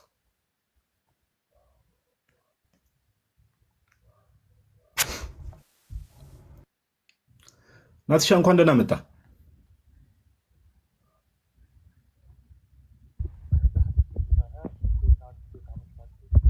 አይሰማም ድምፅ። አንተ ሰውዬ ድምፅ አይሰማም፣ አይሰማም። ታፍኗል ነገር ምንም አይሰማም። የምር ቆይ ሚዩት አድርጊያን ሚዩት ላድርግ። ናቱ አሁንስ አይሰማም?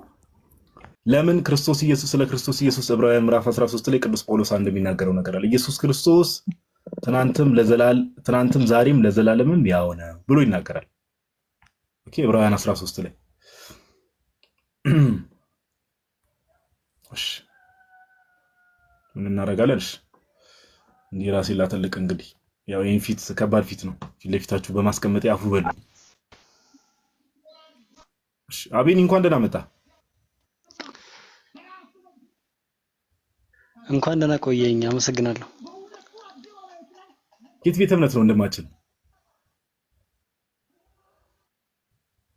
እኔ ሙሉ ወንጌል ነኝ፣ ግን ምንም የእምነት መገለጫቸውንም አላውቅም። ዝም ብዬ በቃ እዛው ነው ያደግኩት። ምንም ነገር አላውቅም። ዝም ብሎ ጭፈና አማኝ። ኦኬ አሁን አንተ ኦኬ እንደዚህ አይነት እምነት ካለ አሁን ሞሮፍ አንተን ጥያቄ ከመጠየቅ ይልቅ እንደው አንድ እንትን እንዲሁ ሎጂካሊ እንድታስቡ ስለምፈልግ ነው። ጌታችን ኢየሱስ ክርስቶስ ቤተክርስቲያንን የመሰረታት ዛሬ 2000 ዓመት ነው አይደለ? ያው መቼስ አይደል የዛሬ 2000 ዓመት አይደል ጌታ ጴጥሮስ ልክ እና አቤልዬ እንዲሁ ስታስበው የዛሬ 2000 ዓመት ጌታ ቤተክርስቲያኑን መስርቷታል። መመስረት ብቻ ሳይሆን ደግሞ ማቴዎስ ወንጌል ምዕራፍ 28 ቁጥር 19 ላይ ደስ ስትመለከት እንዲህ የሚል ቃል አለ አይደለ? ሂዱና አሕዛብን በአብ በወልድ በመንፈስ ቅዱስም እያጠመቃችሁ ደቀ መዛሙርት ያድርጓቸው እናንተ ጋር ነኝ ይላል አይደል?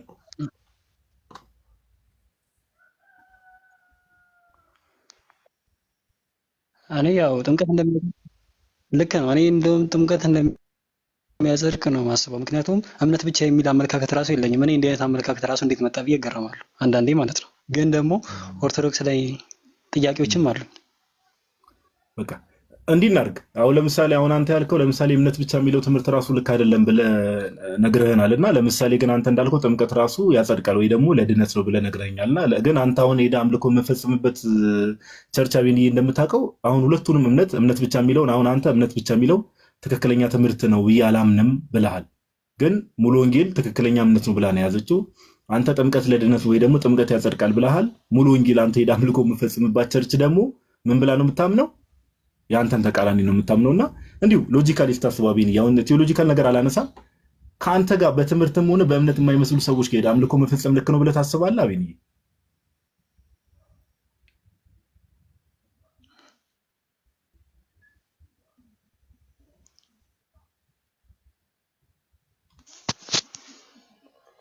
አላቢን እኔ ራሱ ይገርማል። እንደዚህ የምታምን ራሱ አይመስለኝም። እና ከአንተ ነው ለመጀመሪያ ጊዜ የሰማሁትና የእምነትን አቋማቸው ምንም እኔ ሳልመረምር ነው። ምክንያቱም በቤተሰብ ስለሆነ አንደኛ የገባሁት እኔ እንዲህ አይነት ነገር ይኖራል ብዬም አስቤም አላውቅም። እኔ ከአንተ ነው ለመጀመሪያ ጊዜ የሰማሁት ይሄን ነገር። እረዳለሁ። ስለዚህ እንዲህ እናድርግ አቤንዬ፣ አብዛኞቻችን ደግሞ እንደዛ ነን። እንዲህ እናድርግ። ምን ታደርጋለህ መሰለህ? ፎሎ ታደርገኛለህ። ኦልሬዲ እኔ ፎሎ ባክ ላድርግህና ወንድማችን ፎሎ ባክ ላድርግህና ከዛ በኋላ በውስጥ ቴሌግራም ሰላም በለኝ። አሁን ኦልሬዲ ፎሎ ባክ ስላደረኩ ሚሴጅ ጻፍልኝና በውስጥ ቴሌግራም ዩዘር ኔሜን አስቀምጥልህና ስልክ ተቀይረን ምናምን ነገር እየተደዋወልን ያሉ ኦርቶዶክስ ቤተክርስቲያን ላይ ያሉ ጥያቄዎች በደንብ እንጠያቃለን። እሺ ወንድማችን።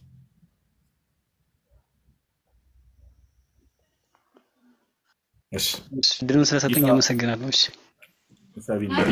ጋዲ ሰው ካስፈለገ አለው። እሺ እኔም ወንድማችን ጉዳይ አቤንዬ ናቲንም ፎሎ አድርገው። እሺ አፖስቶሊክ ችግር የለውም ናቲ። በቃ እኔ እንትን ከታች ይሆናል ችግር የለም። እኔ እንትንልና ታች እየሰማን ከሆነ አቤኒ አፖስቶሊክ ጎስፕልንም ወንድማችንንም ፎሎ አድርገው፣ ቶኒንም እንደዛው። ናትሻ እኔ በቃ በውስጥ ሜሴጅ የሚጽፍልኝ ከሆነ እኔ እንትን ልበለውና እንግዲህ ሽግግራዊ መንግስት ነው የሚባለው አቀብልሃለሁ ወንድሜ። በውሰት ላክልኝ ምንም እንትሳት ደስ ይላሉ። ባይዘው እኔ በፍቅር እንደዚህ በቃ ረጋ ባለ ስፒሪት በትህትና ገብቶ የሚያወሩ ሰዎች ደስ ነው የሚሉኝ። እኔ በቃ ረጋ ባለ መንፈስ ሁሌ የምናወራው። ግን ፖለቲካ ለመስራት የሚገባ ሰው አንዳንድ ሰዎችን እንዳመጣጣቸው መቀበል ያስፈልጋል። ከዛ አንጻር ነው። እሺ አሁን የገባችሁ እህታችንን ሰላም ልበላትና አፖስቶሊክ ጎስፕል ናቲ ታወራታለሽ። ናቤ ከሚል ዩዘር ነኝ። እንኳን ደህና መጣሽ።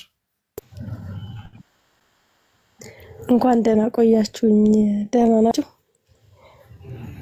ዜሪ መስገን ይቅርታ ጉንፋን ይዘኝ ነው። እሺ ድምጼ እግዚአብሔር ይማርሽ።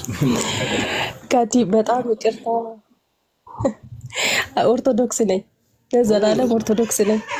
ወደፊት ግን እንድታስገቡኝ ብዬ ነው። እሺ አንድ ቁጥር የጻፍኩት። በጣም ይቅርታ ስለዋሸው። ኧረ ችግር የለውም። ጥያቄ አለሽ ወይም የምትይው ነገር አለ? ያው እዚህ ድረስ ከመጣሽ አይቀር እድል ልስጥሽ ብዬ ነው። አዎ አስተያየት ነው ያለኝ። በጣም ነው የምከታተላችሁ፣ በጣም ነው የምወዳችሁ። እኔ መናገር የምፈልገው ምን መሰለክ፣ ያደግኩበት አካባቢ እኔ ከህፃንነቴ ቤተክርስቲያን ስላደግኩኝ በእኛ እድሜ የነበሩትን ልጆች ጴንጤዎች ሲወስዱብን በኦሮምኛ ስጋት የላችሁም፣ በኦሮምኛ መዝሙር የለም እያሉ በኦሮምኛ አድርግ ነው የወሰዱብን ማለት ነው ብዙዎቹ። እና ሳይ ልደትም ኦሮምኛ ይችላል፣ አንተም ኦሮምኛ የምትችል ይመስለኛል። እና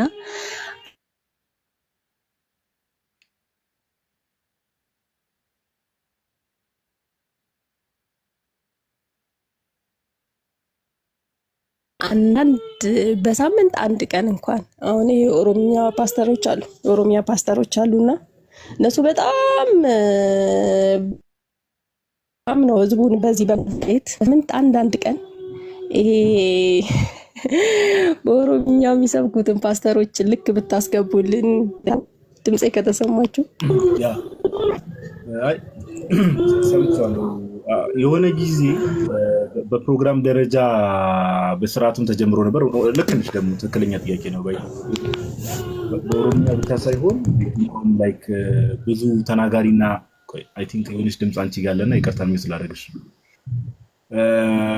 ላይክ በኦሮምኛ ብቻ ሳይሆን በሌሎች ላንጉዌጆችም ኦፍ ኮርስ የሆነ ጊዜ ለምሳሌ እነ ልደት በጣም ጥሩ እንቅስቃሴ ጀምረው ነበር። ሌሎች መምህራንም አሉ ኦሮምኛ ለእነ መምህር ብርሃኑ አሉ በደንብ የሚያስተምሩና አሁን ላይክ መሀል ላይ ትንሽ ላይክ አብይ ጾም ላይ ስፔሻሊ ደግሞ ከህማማት ሳምንት ጀምሮ ትንሽ የመዘናጋት ነገር እዚህ ቲክቶክ ላይ ላይክ ሞሮፍ ለምሳሌ እኔ አሁን ፐርሰናሊ ያው ላይቭ መክፈቱን ትንሽ ብቀንስም ትኩረትም ደግሞ እስልምናው ላይ ምናምን ትንሽ ስላደረግን ወደዛ ትንሽ ፊታችንን ስላዞር ምናምን ነገር ነው። ግን ያልሽው ነገር እስቲ ከነ መምህር ብርሃኑ ዲያቆን መኳንንትም በጣም ጎበዝ ነው። እኔ እንኳን ኦሮምኛ እናገራለሁ፣ ግን አሁን ይሄ ላይክ እምነት ነክ ነገሮች ላይ ይሄ ሃይማኖታዊ ጉዳዮች አሉ አይደል፣ ቴዎሎጂካል ቃላቶች ያስፈልጋሉ እና እንደዛ ነገር ላይ እንኳን ብዙም ፐርፌክት አይደለም እግዚአብሔር በሚያውቀው። የማልችለው ነገር ላይ ደግሞ ገብቼ ብዙ የማብኳት ፍላጎቱም የለኝም እና ግን እንደተባለው ቤት በመክፈት ሰዎች እንዲሰበሰቡ አገልግሎቱን አሬንጅ በማድረግ የተቻለን እንሞክራለን እና ለሀሳቡ እግዚአብሔር ያክብርልን። በጣም ነው የምናመሰግነው። እሺ እህታችን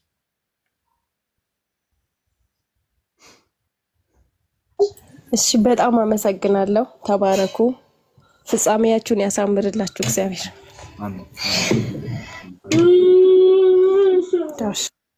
ከጀርባችሁ ያለ ታዳጊ አፖሎጂስት ነው መሆን ያለበት። ጩጬው ራሱ የሚሰማው ጩጬ ራሱ ትላለ። ባይኪ ከቅድም ጀምሮ ትመላለሳለህ። ዛሬ እንግዲህ ከመጣሽ ማርያም ታምጣሽ ሆኗል። እሺ ወንድማችን እስቲ ማይክን ሆን አድርግ። አሁን ተስተካከለ ኔትወርክ። አንድ ጥያቄ ጠይቀህና ለሰው አቀብልሃለሁ እኔ። አሁን ይሰማል? አዎ ይሰማኛል። ኦርቶዶክስ ነበርኩ ብለሃል አይደል? አዎ ያው በቤተ ክርስቲያን አምስቱ አዕማደ ምስጢራትን ንገረን። እንዲሁ አምስቱ አዕማደ ምስጢራትን ንገረን። ቤተ ክርስቲያን እመላለሳለሁ። ቤተ ክርስቲያን ማለት ነው። እሱን አምስቱ አዕማደ ምስጢራትን ንገረን ኦርቶዶክስ ከነበርክ።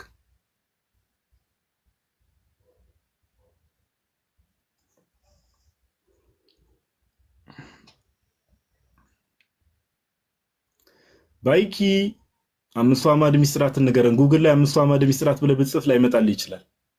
ማይክን ሆን አድርገህ ንገረን። ቤተክርስቲያን እመላለሳለሁ ይለኛል እንዴ? ባይኪ ቀጥል አስተምር የምታስተምረውን እየሰማሁ እኮ ነው። ምንድን ነው መሰለህ አሁን እኔ ልገባበት ይቻላል። ኦርቶዶክስ ነበርኩ ብለሃል። ኦርቶዶክስ ከነበርክ አምስቱ አዕማደ ምስጢራትን ነገር አምስቱ አዕማደ ምስጢራትን ነገር የዓለም ቤዛ ነው ሲባል እዛ ላይ በጣም እንትን ስላለ ችግር የለውም። ወደ ዓለም ቤዛነቱ ችግር የለውም። ቤተክርስቲያናችን ታምናለች። አምስቱ አዕማደ ምስጢራትን ነገረን። ቤዛ ስለሌለ አምስቱ አዕማደ ምስጢራትን ነገረን ወንድማችን። ኦርቶዶክስ ነበርኩ ብለሃል። ሰዓታችን እናትብለው። አምስቱ አዕማደ ምስጢራት ቶሎ በል።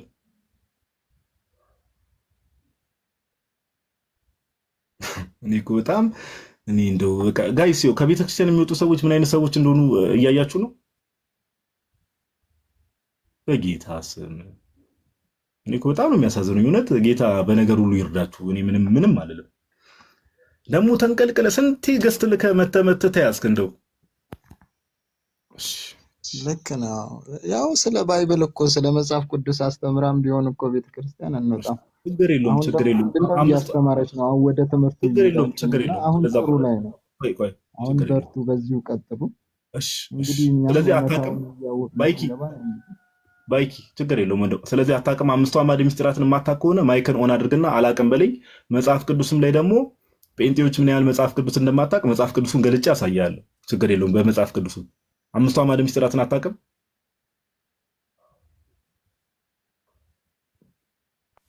አምስቱ አዕማደ ምስጢራትን ቢማር ይወጣል ብለህ ነው ጋዲ?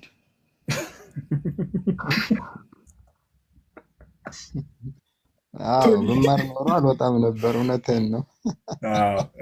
እሺ ባይክ እሺ፣ አባታችን የጸሎት በልልንሽ። ኦርቶዶክስ ከነበርክ በቺስ አባታችን ነው ትችላለህ። ከየትኛው ልጀምርልህ? በሰማይ የምትኖር ከሚለው ነው ወይስ ደስ ካለ አባታችን ነው መጀመሪያውን ታውቀው የለ? አባታችን ነው ይበልልህ።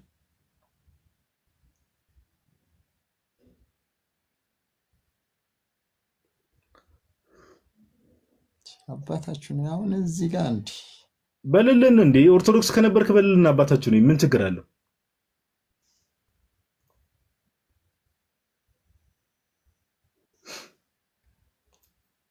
እኔ ምን እንደሚሻላችሁ እኮ አይ ጌታ ይርዳችሁ። በቃ እሺ አባታችን ነው ልበልልህ። አሁን ምንድን ነው አሁን ዋናው ዓላማ ያንተ ምንድን ነው? ጸሎት እንዲሆን ነው። ለአንተም ጸሎት እንዲሆን ነው። አባታችን ነው ጌታችን ያስተማረው ጸሎት ነው። ኦኬ መጽሐፍ ቅዱስ ላይ ያለ ጸሎት ነው። ስለዚህ መጽሐፍ ቅዱስ ጸሎት ነው። በልልህ ሰማያት የምትኖር ስምህ ይቀደስ፣ መንግስትህ ትምጣ፣ ፍቃድ በሰማይ እንደሆነች እንዲሁም እያለ ይቀጥላል። ስለዚህ ጨርሰው ማለቱ ብዙም እንትን አይልም ነው። እዛን በቤታችን ነው ይቀጥል። ግን ማለቱ ለኔ አይቆረጥም እንዴ? ጸሎት ይቋረጣል እንዴ? ጸሎት አይቋረጥም እኮ። ከየት ነው የተማርከው? ባይኪ ጨርሰው እንጂ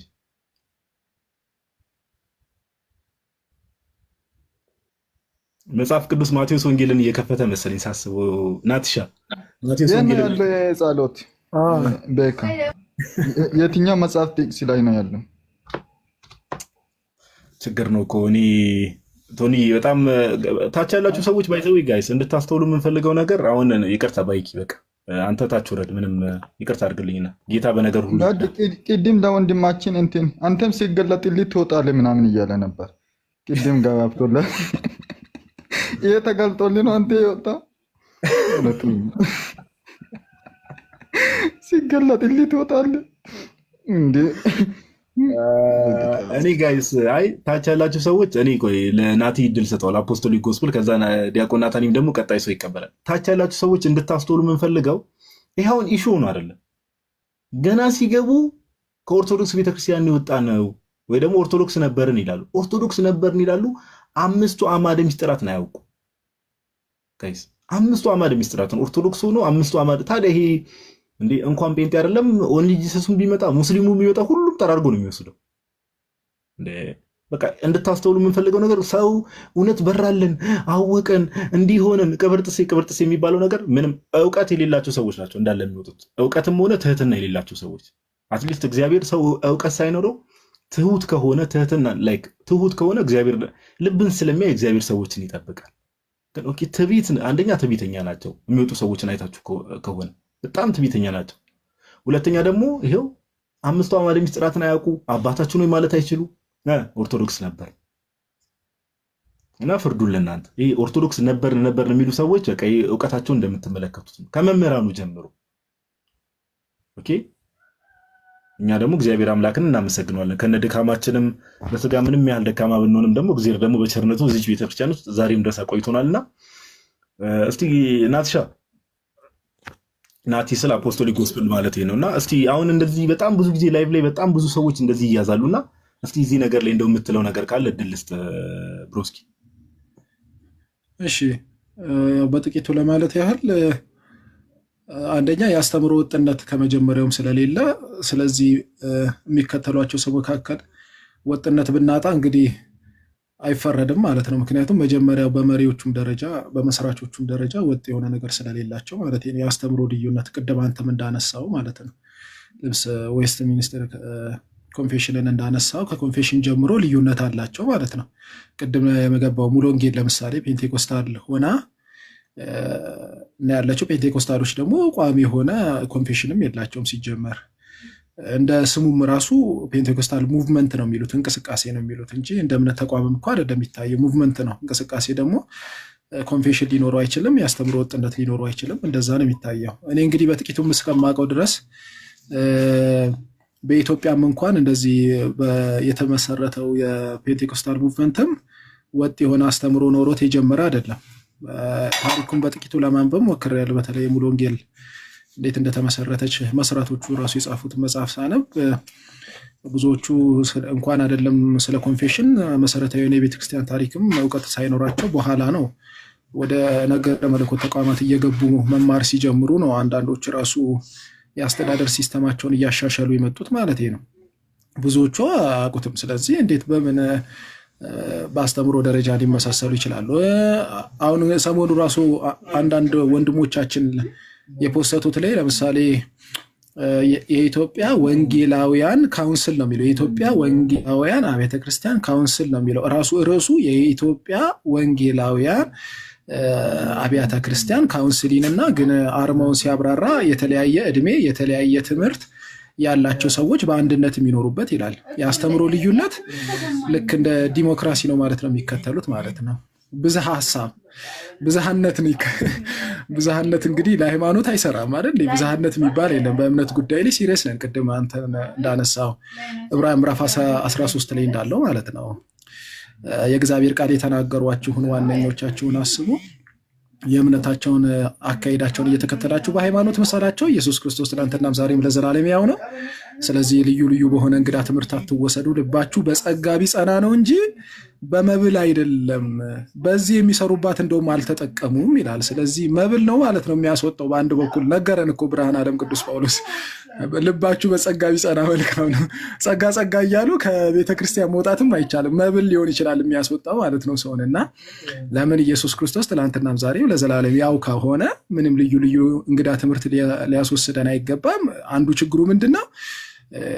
መንፈስ ቅዱስ ደግሞ 1900 አካባቢ ላይ ወይም 01 አካባቢ በአሱዛ ስትሪት ድንገት የመጣ ሙቭመንት አድርጎ ማሰብ ራሱ እኮ ይሄ እኮ ሎቱ ስብሐት ክብር ይሁንለትና ይሄ ብላስፌሚ ነው አይደል? እንደ መጽሐፍ ቅዱስ ቋንቋ ስድብ ነው የሚሆን። ስለዚህ የቅድስት ቤተክርስቲያን ባለቤት የሆነው የወለዳት እንደ በቅዱስ ዮሐንስ አፈወርቅ ቋንቋ እንግዲህ በሐዋርያት ሥራ ምዕራፍ 2 ላይ የወለዳት ቅድስት ቤተክርስቲያን ዝም ብላ ጠፍታ ልክ 1903 ላይ በሆነ በቃ ጫጫጫጣጣ በሚሉ ሰዎች ተጀመረች ብሎ ማሰብ ቶታሊ ሮንግ ነው የሚሆነው ማለት ነው። እንደዚህ አይነት አስተሳሰብ ልክ መንፈስ ቅዱስንም ደግሞ ዝም ብሎ የማይጨበጥ ኢሉዥን አድርጎ ምናብ አድርጎ ዝርው ብትን ሀሳብ አድርጎ ማሰብ ራሱ በጣም የወረደ አስተሳሰብ ነው እና በጣም ግን ሴጣንም ይሄንን ሲስተም በጣም ስለሚጠቀምበት በጣም ጥንቃቄ። ትልቁ ነገር ምንድነው? ኮንፌሽን ላይ አስተምሮ ላይ አይስማሙም። አሁን እኮ እኛ ኦርቶዶክሳውያን አንዳንዴ ሰዎች በስነ ምግባር በምግባር ጉዳይ ቢወድቁ እኮ እንሸፍናለን፣ በሃይማኖት ግን አንቀልድም። አሁን እንደውም አንድ አባባል አለ አይደል?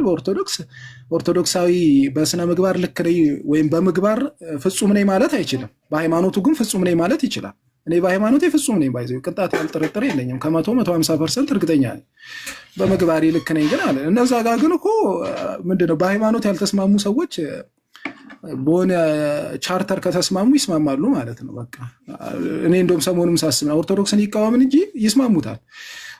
ካሳ ጌራ ጋር የሚባለውን አለ ካውንስል ውስጥ በስላሴ አላምንም ግን የካውንስል አባል ነኝ ይላል። ሰዎች አንድ ይሆናሉ ማለት ነው ይቃወሙ እንጂ እና መጀመሪያም ያስተምሮ ልዩነት እንዳላቸው ሰሞኑን እንኳን የሚያወሩት ሰዎች ለምሳሌ አንዱ ካልቪን ነው፣ አንዱ ደግሞ መሰረተ ክርስቶስ ነው። ግን ለመቃወም ሲሉ ግን ይስማማሉ። እና እንደዚህ አይነት ነገር መጀመሪያ መስራቾቹም ጋር ችግር ስላለ ተከታዮቻቸው እንደዛ ቢሆኑ አይገርምም። እና እንግዲህ መንቃት ይሁን ነው ብለው ቃል ታሰማልና ትሻ አሪፍ አድርገህ ነው ሰመራይዝ ያደረከው። ያው እንደተባለ ሰው አስትሎንጋስ ቤተክርስቲያን አታክ ተደረገች ተብሎ እስከታሰበ ድረስ ያው ፕሮፋይል ስንት ጊዜ እንደተቀየረ አቡነ በርናባስ አሁን ደግሞ ሰሞኑን ቅርብ ጊዜ የነበሩትም ጳጳስ በቃ ቤተክርስቲያን አታክ ተደረገች ብለው እነሱ አስዩም ካደረጉ ሰዎችን ፕሮፋይል በቃ ዝም ብለው በቃ በትምህርት ባይመስሏቸው ምን ባይሏቸው ምናምን ነገር ሰዎችን ፕሮፋይል እያደረጉ እስከ ማስቀመጥ ድረስ እንመለከታለን። እና ይሄ ራሱ ለሰዎች ግልጽ የሆነ ነገር ምን ነው። ይሄ ማየት ለሚፈልግ ሰው አንደርስታንድ ማድረግ ለሚፈልግ ሰው የክርስቶስ ኢየሱስ ቤተክርስቲያን የትኛዋ እንደሆነች ማወቅ ለሚፈልግ ሰው በጣም ይሄ ክሪስተል ክሊር ነው። በቃ ፊት ለፊት የተቀመጠ ነገር ነው። አይኔን ግንባር ያደርገው ካልተባለ በስተቀር እናትሻ ቃሎት ያሰማልን። ቤቢ የሚል ዩዘር ኔም ቤቢ እንኳን ደህና መጣ። ወይ ጋዲ ሰላም ነው?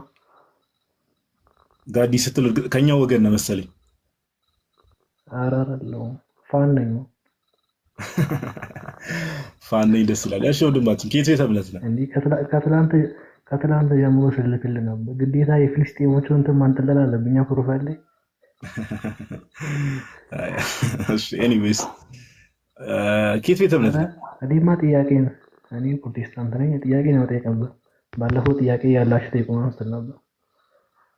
ዛሬ በእርግጥ እናንተ እሺ ችግር የለውም ጥያቄን አቅርብና ዛሬ እናንተ የምትጠይቁበት ቀን ነበር። ችግር የለውም። በትህትና ፋን ነኝ ብለህ ከመጣ እንግዲህ ፋኖችን ማስቀየም አንችልም እንደምታውቀው።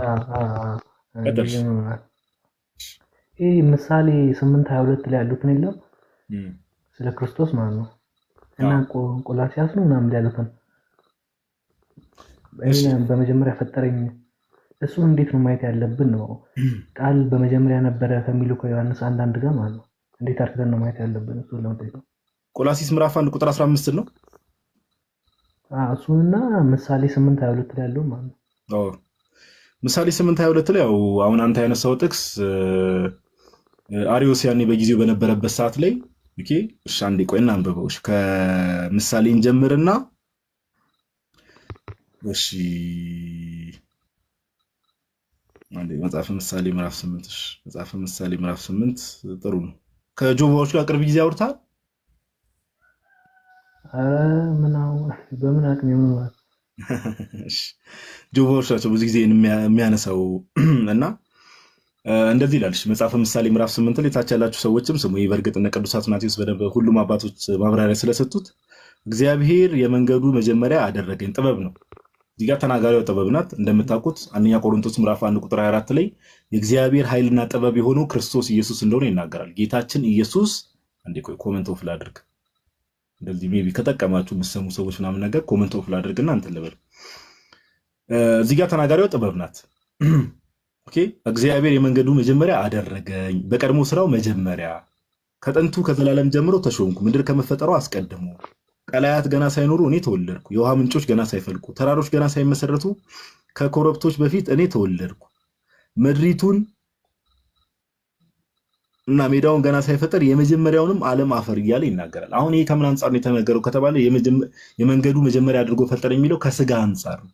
ኦኬ ሁላችንም እንደምናውቀው ከስጋው አንጻር ነው፣ ወይ ደግሞ አምላክ በስጋ ሲገለጽ ስለሱ ነው እየተወራ ያለው። እንደምታውቁት ወንድማችን ያው እንግዲህ ቤቢ የሚል ዘርኔም ስላለ ወንድማችን ቤቢ ብዬ ልጥራ። ክርስቶስ ኢየሱስ ሁለተኛ አዳም ነው አይደለ? የመጀመሪያው አዳም አለ፣ መጀመሪያ የተፈጠረው አዳም አለ፣ ያ የወደቀው የበደለው አዳም አለ። ጌታችን ኢየሱስ ቅዱስ ጳውሎስ ምን ብሎ ይጠራዋል? ዳግማዊ አዳም ወይ ደግሞ ሁለተኛ አዳም ይለዋል። ኦኬ ዳግማዊ አዳም ብሎ ይጠራዋል። እና እዚህ ክፍል ላይ የተቀመጠው ምንድነው? እግዚአብሔር የመንገዱ መጀመሪያ አደረገኝ የሚለው ከምን አንጻር ነው የሚታይ? የስራው መጀመሪያ የተባለው ከምን አንጻር ነው ከተባለ ከስጋው አንጻር ነው። አምላክ በስጋ ሲገለጥ ኦኬ አምላክ በስጋ ሲገለጥ ለምን?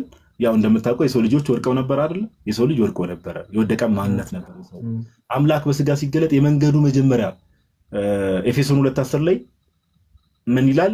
በክርስቶስ ኢየሱስ አዲስ ፍጥረት እንደሆነ ይናገራልና ያ ስጋ ኦኬ ያ የወደቀው ማንነት ወይ ደግሞ ያ ይሄ ለኃጢአት ተጋላጭ የነበረው ማንነት ጌታችን ኢየሱስ ክርስቶስ ያንን ስጋ ሲነሳ አንጽቶታል። ኦኬ ከፍ አድርጎታል።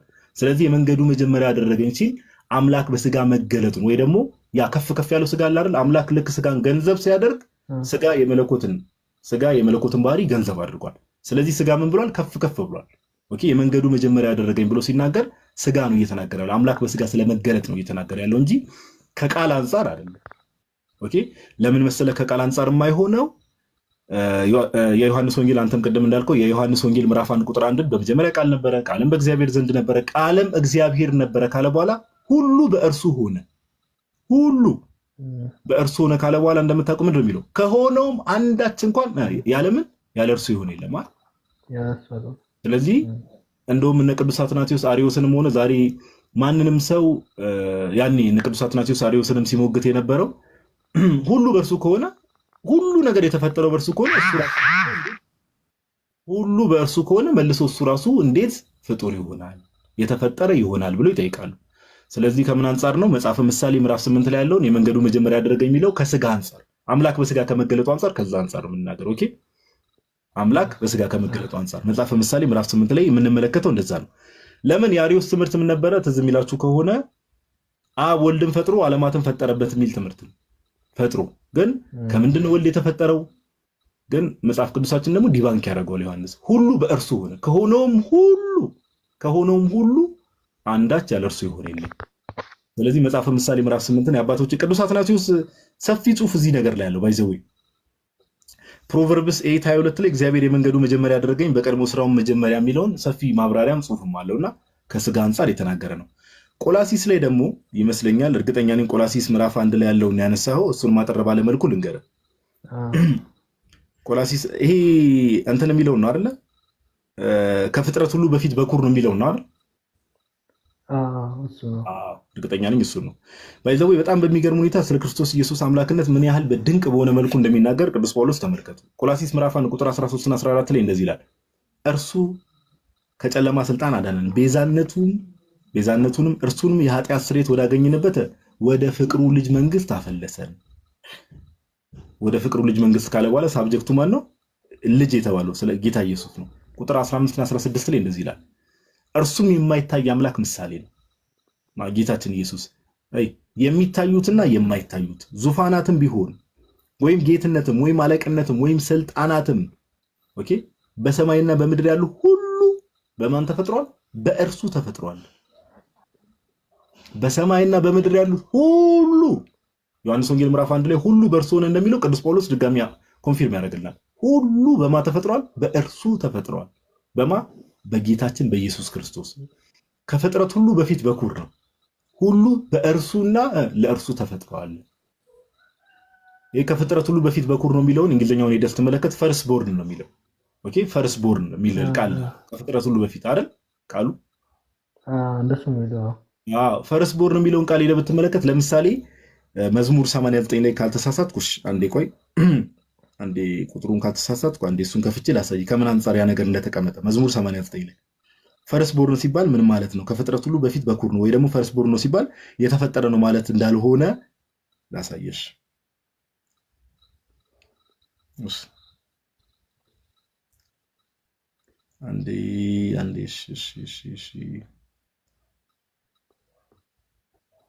አንዴ እኮ መዝሙረ ዳዊት ላይ እግዚአብሔር አምላክ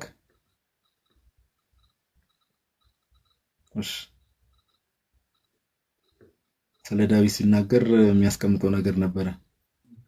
ዳዊት ፈርስት ቦርን እንደሆነ ይናገራል። አንዴ ቆይ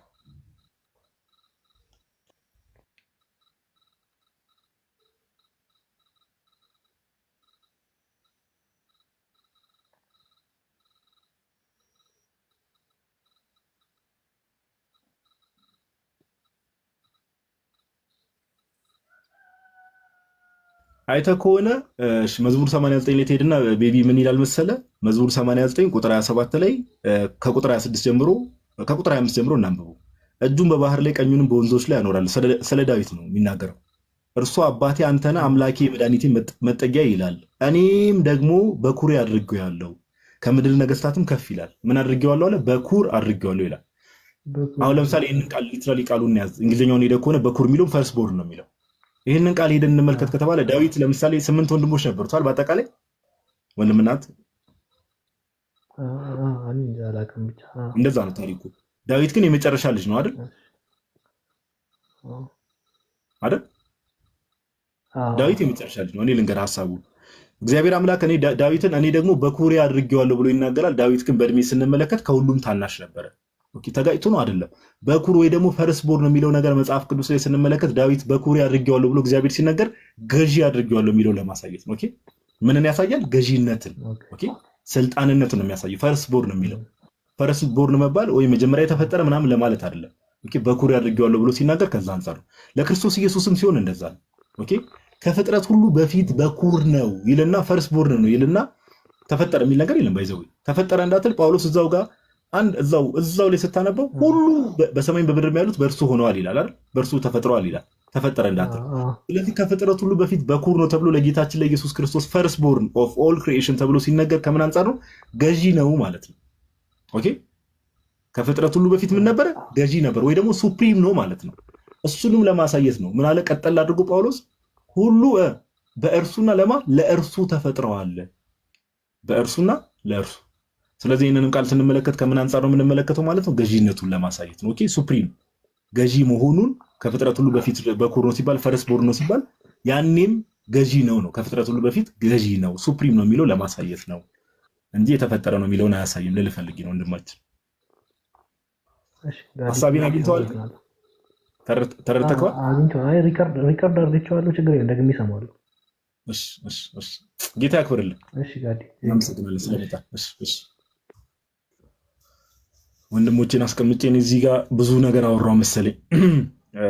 እሺ አይ ቲንክ የተወሰኑ ሰዎች እንቀበልና አንድ ሁለት ሰዎች ምናምን ነገር ለ5-10 ጉዳይ ነው መዝሙር ምናምን ነገርም ደግሞ እንሰማና የተወሰነ አንድ ሁለት ሰዎች ናቲ እስካሁን ዲያቆን ናታኒም አላወራም። በጣም ይቅርታ እንግዲህ። እሺ ዲያቆን ናታኒም እንዲያወራ የምትፈልጉ ሰዎች ገስት ላኩ። ናትሻ ብሮስኪ አፉ በይ ፓፓ ገስት ላይ አስቀምጬ ረጅም ሰዓት እንትን አልኩ። ለካ አይደለም እርግጥ። እሺ አንድ ሁለት ፕሮቴስታንቶች ካላችሁ ይሄ ኮመንት ላይ ኦርቶዶክስ ነበርኩኝ ኦርቶዶክስም ነኝ የሚለውን ነገር በደንብ ኦኬ በደንብ ጻፉት ምናምን ነገር ኦርቶዶክስ ነበርኩኝ ኦርቶዶክስ ነኝም አልወጣም የሚለውን ነገር የምን መውጣት ነው? የሴጣን ጆሮ ይደፈን። እንደዛ አድርጉ። አንድ ሁለት ፕሮቴስታንቶችን እንቀበልና ከዛ በኋላ መዝሙር ሰምተ ምናምን ነገር ናትሻም ስላለ ጸሎት አባታችን ይብሎልን ምናምን ነገር የዛሬው ላይቭ ሰመራይዝ የምናደርገው ይሆናል ማለት ነው። እሺ አንድ ሁለት ሰዎች እንቀበል። እሌኒ በዚህ ሰዓት ናቲ እሌኒ መጣች። በዚህ ሰዓት ታወራታለህ? አቅሙ አለ? እሌኒ የትናንት ታች አባታችሁ ምን አለ ሰው አይች ሸምድደው ከመጣች አሪፍ ነው። አስገባ ችግር የለም። እሷማ እኮ በስርዓት ነው ያለችው። አንተ ሰውዬው እሷ በስርዓት ነው ያለችው። እሌኒ ከባድ ሰው ናት ወንድሜ። አሰማም ከቅድም ጀምሮ ነበረች ራሱ። እሺ እንዴ አንተሽ ነበርክ እንዴ ድቀት? አንተሽ ስራ ላይ ሆኖ ነው ጋይስ። ኦኬ እሺ እሌኒ እሺ አክሰፕት ላድርግሽ።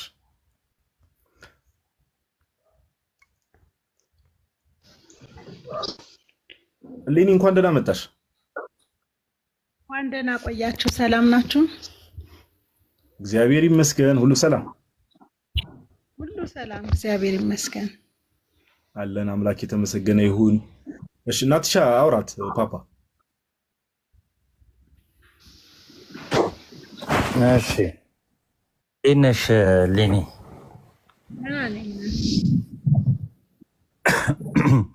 ድምጼ አይ ቲንክ እንደ ቅድም የታፈነ አይመስለኝም። እንኳን ደህና መጣሽ። እንኳን ደህና ቆያችሁ። ኦኬ እስቲ አንዳንድ ነገር እንነጋገር። ምንድነው ሲሆን ጥያቄ እንጠይቅሽ። ቤተክርስቲያን በዘመናት ውስጥ ትጠፋለች ብለሽ ታምኛለሽ? እኔ ትጠፋለች ብዬ አላምንም። አትጠፋም። በዘመናት መካከል ቤተክርስቲያን አትጠፋም። ኦኬ ጥሩ። ስለዚህ ቤተክርስቲያን በዘመናት ውስጥ የማትጠፋ ከሆነ ከ16ኛው መቶ ክፍለ ዘመን ወይ ደግሞ ይሄ የፕሮቴስታንቲዝም እንቅስቃሴ ከመጀመሩ በፊት ቤተክርስቲያን ነበረች? አዎ ነበረች። አሪፍ። እሷ ቤተክርስቲያን አሁን ላይ ስሟ ማን ነው? አሁን እሷ ቤተክርስቲያን ሁለት አይነት ገጽታ አላት። ቤተክርስቲያን ሁለት አይነት ገጽታዋ አይደለም፣ ገጽታዋን ሳይሆን ስሟ ማን ነው? አሁን ቤተክርስቲያን ብለን የምንሰበሰብባት አለች። ደግሞ እንደገና ሎካል ቤተክርስቲያን፣ ዓለም አቀፍ ቤተክርስቲያን፣ መንፈሳዊዋ የማትታየዋ የክርስቶስ አካል አለች እና ያቺ አሁን ጥያቄ ቆይ አንዴ ጥያቄን በትክክል ስሚው መጀመሪያ። አሁን ያልሽው ሎካል ዩኒቨርሳል ይሄ እንደዚህ እዛ ውስጥ ሳይሆን ያለ ነው። ምን አልሽኝ? እንግዲህ በዘመናት ውስጥ ቤተክርስቲያን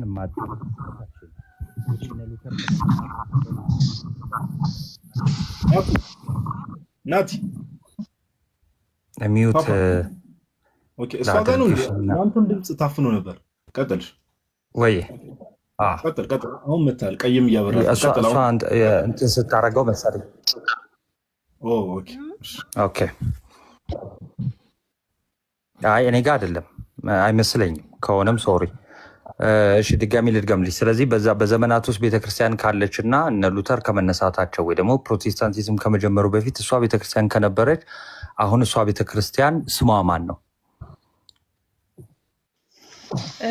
እኔ ስለ ቤተክርስቲያን ያለኝን አመለካከት ብገልጽልህ ደስ ይለኛል። አሁን በትናንትም ጠይቀኝ ብዬው የነበረ ጋዲሳን በዚህ ነው። ቤተክርስቲያን በዘመናት ሁሉ አለች ብዬ ሳምን በኦርቶዶክስ ቤተክርስቲያን ውስጥ ፈጽሞ እግዚአብሔር የለም ብዬ አላምንም።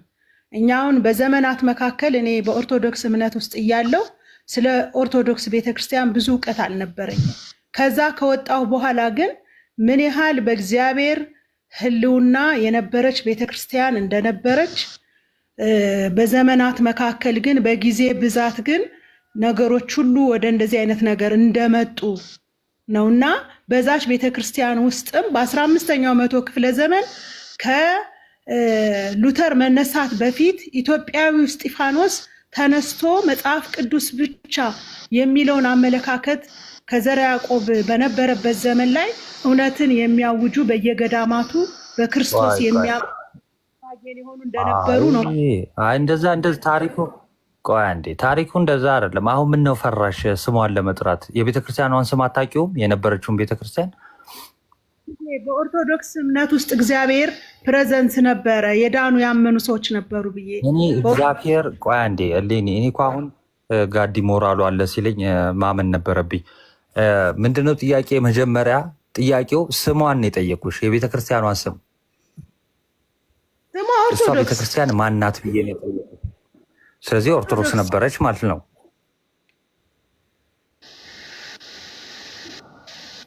ስለዚህ ኦርቶዶክስ ነበረች ማለት ነው። ጥሩ።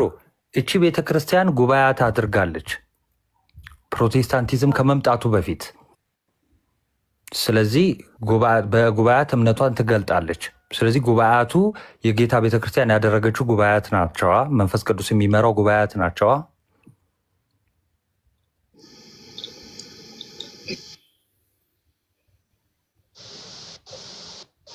ሄሎ፣ አይሰማም? አልሰማሽኝም? አዎ ብዬ።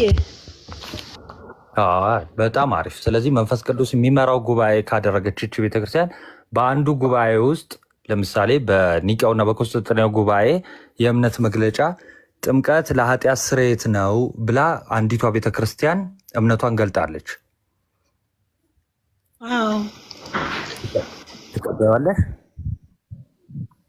እኔ ያንተ ድምፅ ግን ይቆራረጣል። እስቲ በቃ የኔ ከተቆራረጠ ጋዶ ውስጥ ይቀጥል። አዶ ነው የኔ አይመስለኝም። ያንተ አይመስለኝም። እሷ ጋር ነው መስለኝ። እኔ እንደውም የእሷ ድምፅ ነው በጣም እንትን የሚል ላይክ ረቆ በጣም እንትን የሚለውና እሺ እኔ ይሰማሻል? እንግዲህ ናቲ እንዲያወራ አስፈልጌ ነበር።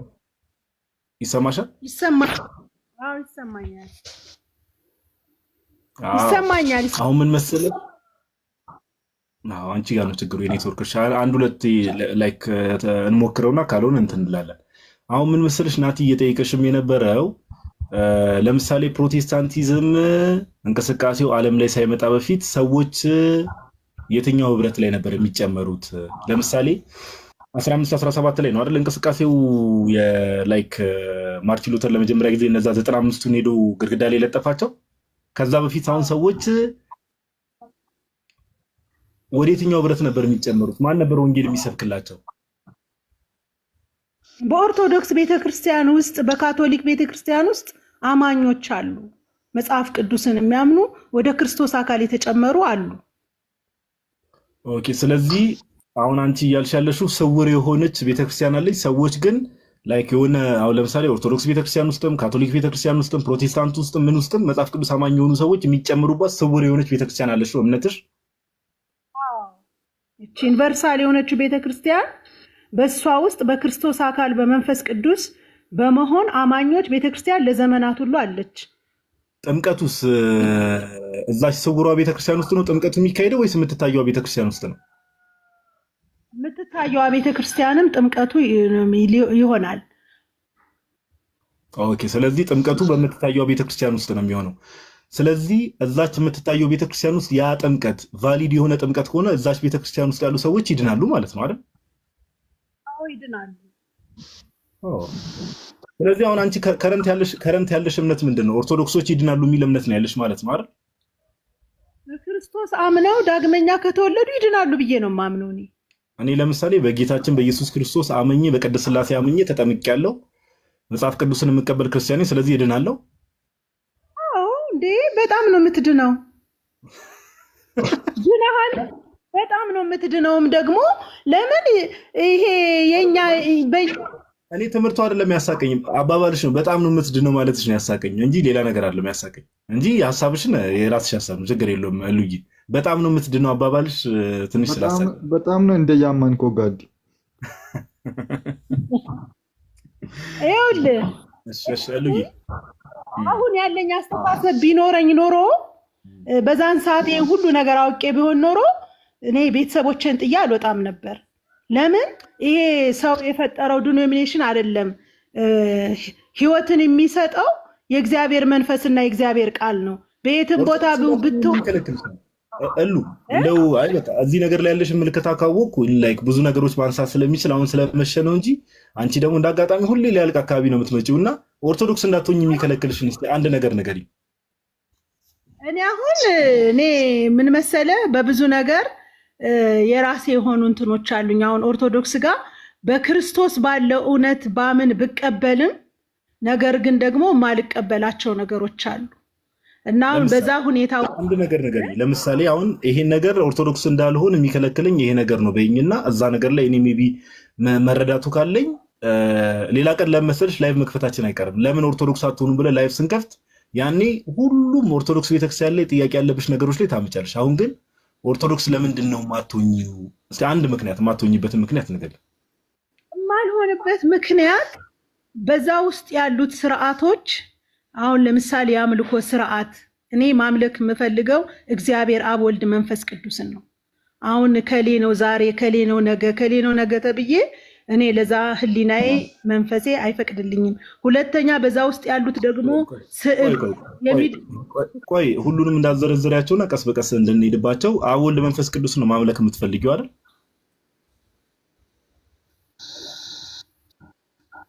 ሌኒ አዎ በፕሮቴስታንት ኦኬ አሁን መሀል ላይ ይጠፋልሽ። በፕሮቴስታንት ቤት የሥላሴ መዝሙር አለ? አዎ እስቲ ኦኬ ሥላሴ መዝሙር የምታውቂው አለ? እስቲ በይልና የተወሰነ እስቲ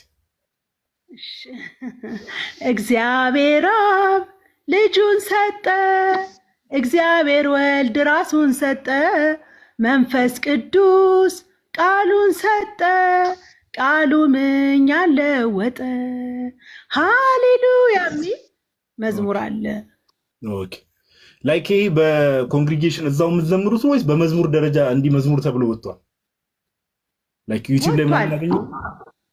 አዎ የታምራት መዝሙር ነው። ብዙኑ የታምራት መዝሙር ነው ይሄ። አንድ ሰው ነካኝ በድንገት የሚል ካሴቱ። ኦኬ ኦኬ እሺ እሺ። አንድ ሌላ ልጠይቅሽ የፈለኩት ነገር ወንጌላት የኢየሱስ ወንጌል ነው አይደል? ወንጌል የኢየሱስ ወንጌል ነው አይደል? ወንጌሉ አዎ። ለምን በነ ማቴዎስ በነ ዮሐንስ ለምን በእነሱ ስም ተሰየመ ወንጌላቱ? ወንጌላቱ በእነሱ ስም የተሰየመው ምንድን ነው? እነሱ ነው የጻፉት። አሁን ለምሳሌ መጽሐፍ ቅዱስ ቅዱሳን ሰዎች በመንፈስ ቅዱስ ተነድተው ጻፉት ይላል እና ወንጌሉ የኢየሱስ ወንጌል ነው አይደል? ኢየሱስ ወንጌል ነው፣ ግን በእነሱ በመንፈስ ቅዱስ በመነዳት ስለጻፉት በመንፈስ ቅዱስ መነዳታቸው ላይ ጥያቄ የለብኝም። በመንፈስ ቅዱስ መነዳታቸው ላይ ምንም በመንፈስ ቅዱስ ተመርተው ጽፎታል። እኔ በደንብ ነው ማምነው። የኔ ጥያቄ የክርስቶስ ኢየሱስ ወንጌል ከሆነ ለምንድነው በቅዱሳኑ ስም በዮሐንስ በማቴዎስ ስም ለምን ተሰየመ? እነሱ ስለጻፉት ነው እንዴ? ቢጽፉትስ እነሱ እኮ የክርስቶስ አገልጋይ አይደሉ እንዴ? ዋናው ባለቤቱ እያለ በአገልጋዮቹ ስም ለምን ይሰየማል? እኔ ጥያቄ እኮ በአገልጋዮቹ ስም ኃላፊነት መውሰድ አለባቸዋ። አሁን እነሱ አሁን ለምሳሌ ስለ ማን ጻፈው ለምን ተጻፈ መጽሐፍ ቅዱስ ስታጠና እኮ ነባራዊ ሁኔታውን የነበረውን የጻፈው ሰው ማንነትና ህይወትም ይወስነዋል። እሺ አሁን እሉ እንግዲህ ነባራዊ ሁኔታ እያልሽ ነው በተደጋጋሚ። ወንጌል አንድ ጥያቄ ልጠይቅሽ፣ አንድ የመጨረሻ መረዳትሽን ብሰማ ደስ ይለኛል። ኦልሬዲ ከቀደም ጀምሮ ብዙ ሰው ስናወራ ስለነበረ ትንሽ ድክም ብሎኝ ነው። ወንጌል በሚሰበክበት ቦታ ስለ ቅዱሳን ማስተማር ልክ ነው ልክ አይደለም? ስለ ቅዱሳን ማስተማር ህይወታቸውን ነው። ታዲያ ስለ ቅዱሳን ምን ታስተምሪያለሽ ከህይወታቸው ውጭ? ህይወታቸውን ማስተማርማ ልክ ነው። ዋኖቻችሁን ህይወታቸውን እያያችሁ ምሰሏቸው ይላል እግዚአብሔር ቃል። ህይወታቸውን ያለ መንገድ ማስተማር ለእኛ ትምህርት ይሆናል። ለዛ ነው እኮ መጽሐፍ ቅዱስ ለትምህርታችን ተጻፈ የሚለው። ያለፉት ሰዎች ታሪክ ህይወት እኛን ዛሬ ከነሱ እንድንማር ያደርገናል። ስለዚህ ወንጌል ስንሰብክ ወንጌል ስናስተምር ለምሳሌ ስለ እመቤታችን ስለ ቅድስት ድንግል ማርያም ስለሷ ብናስተምር ስህተት አይደለም ማለት ነው አይደል? ስህተት አይደለም እንዴ? እሷ እኮ ስትነቷን መጽሐፍ ቅዱስ እኮ ህይወቷን መውጣት መግባቷን መንፈስ ቅዱስ ተሞልታ አብራ ከነሱ ጋር እያገለገለች እንደነበረ ይናገራል። እና ከእሷ ህይወት ደግሞ በጣም የበለጠ እኔ ጋይስ ስታከረኩት እንማራለን። እሉዬ ባይ ዘ ዌይ እስቲ በውስጥ ጻፊልኝ። እኔ አንዳንድ ማውራሽ ነገሮች አሉ አሁን ያሉብሽንም ጥያቄዎች ምናምን ነገር እኔ እንደው ብናወራ ምናምን ደስ ይለኛል እና በውስጥ ጻፊልኝ ፍቃድሽ ከሆነ። እኔ እሺ እሞክራለሁ፣ ጽፍልሃለሁ። እግዚአብሔር ይመስገን። እኔ በእናንተ መረዳት በጣም ደስ ይላል። ወይስ ስታካርቂ? እኔ ነኝ መሰለኝ። በውስጥ እሉ ሰምተሽ ከሰማሽኝ በውስጥ ጻፊልኝ። ያሉሽን ጥያቄዎች ምናምን ነገር ብናወራበት ደስ ይለኛል። በውስጥ ጻፊልኝ ሚሴጅ። እሺ ጽፍልሃለሁ። እሺ እሺ እሉዬ እናመሰግናለን። ጌታ ያክብርልኝ። እሺ በጣም ነው የምናመሰግነው። እናንተ የእግዚአብሔር ምርጦች እንግዲህ ምን እናደርጋለን? ዛሬ በጣም ብዙ ሰው አወራን። በጣም ደስ የሚል ሴሽን አሳለፍን። ኦልሞስት 2 ሰዓት ነው የገባ ነው እንደምታውቁት። አሁን 5 ሰዓት ሆኗል። ስለዚህ ምን እናደርጋለን? 1-2 መዝሙር እንሰማና የዛሬው ላይቭ ሴሽን የምናገባድ ይሆናል። ቆይ አንዴ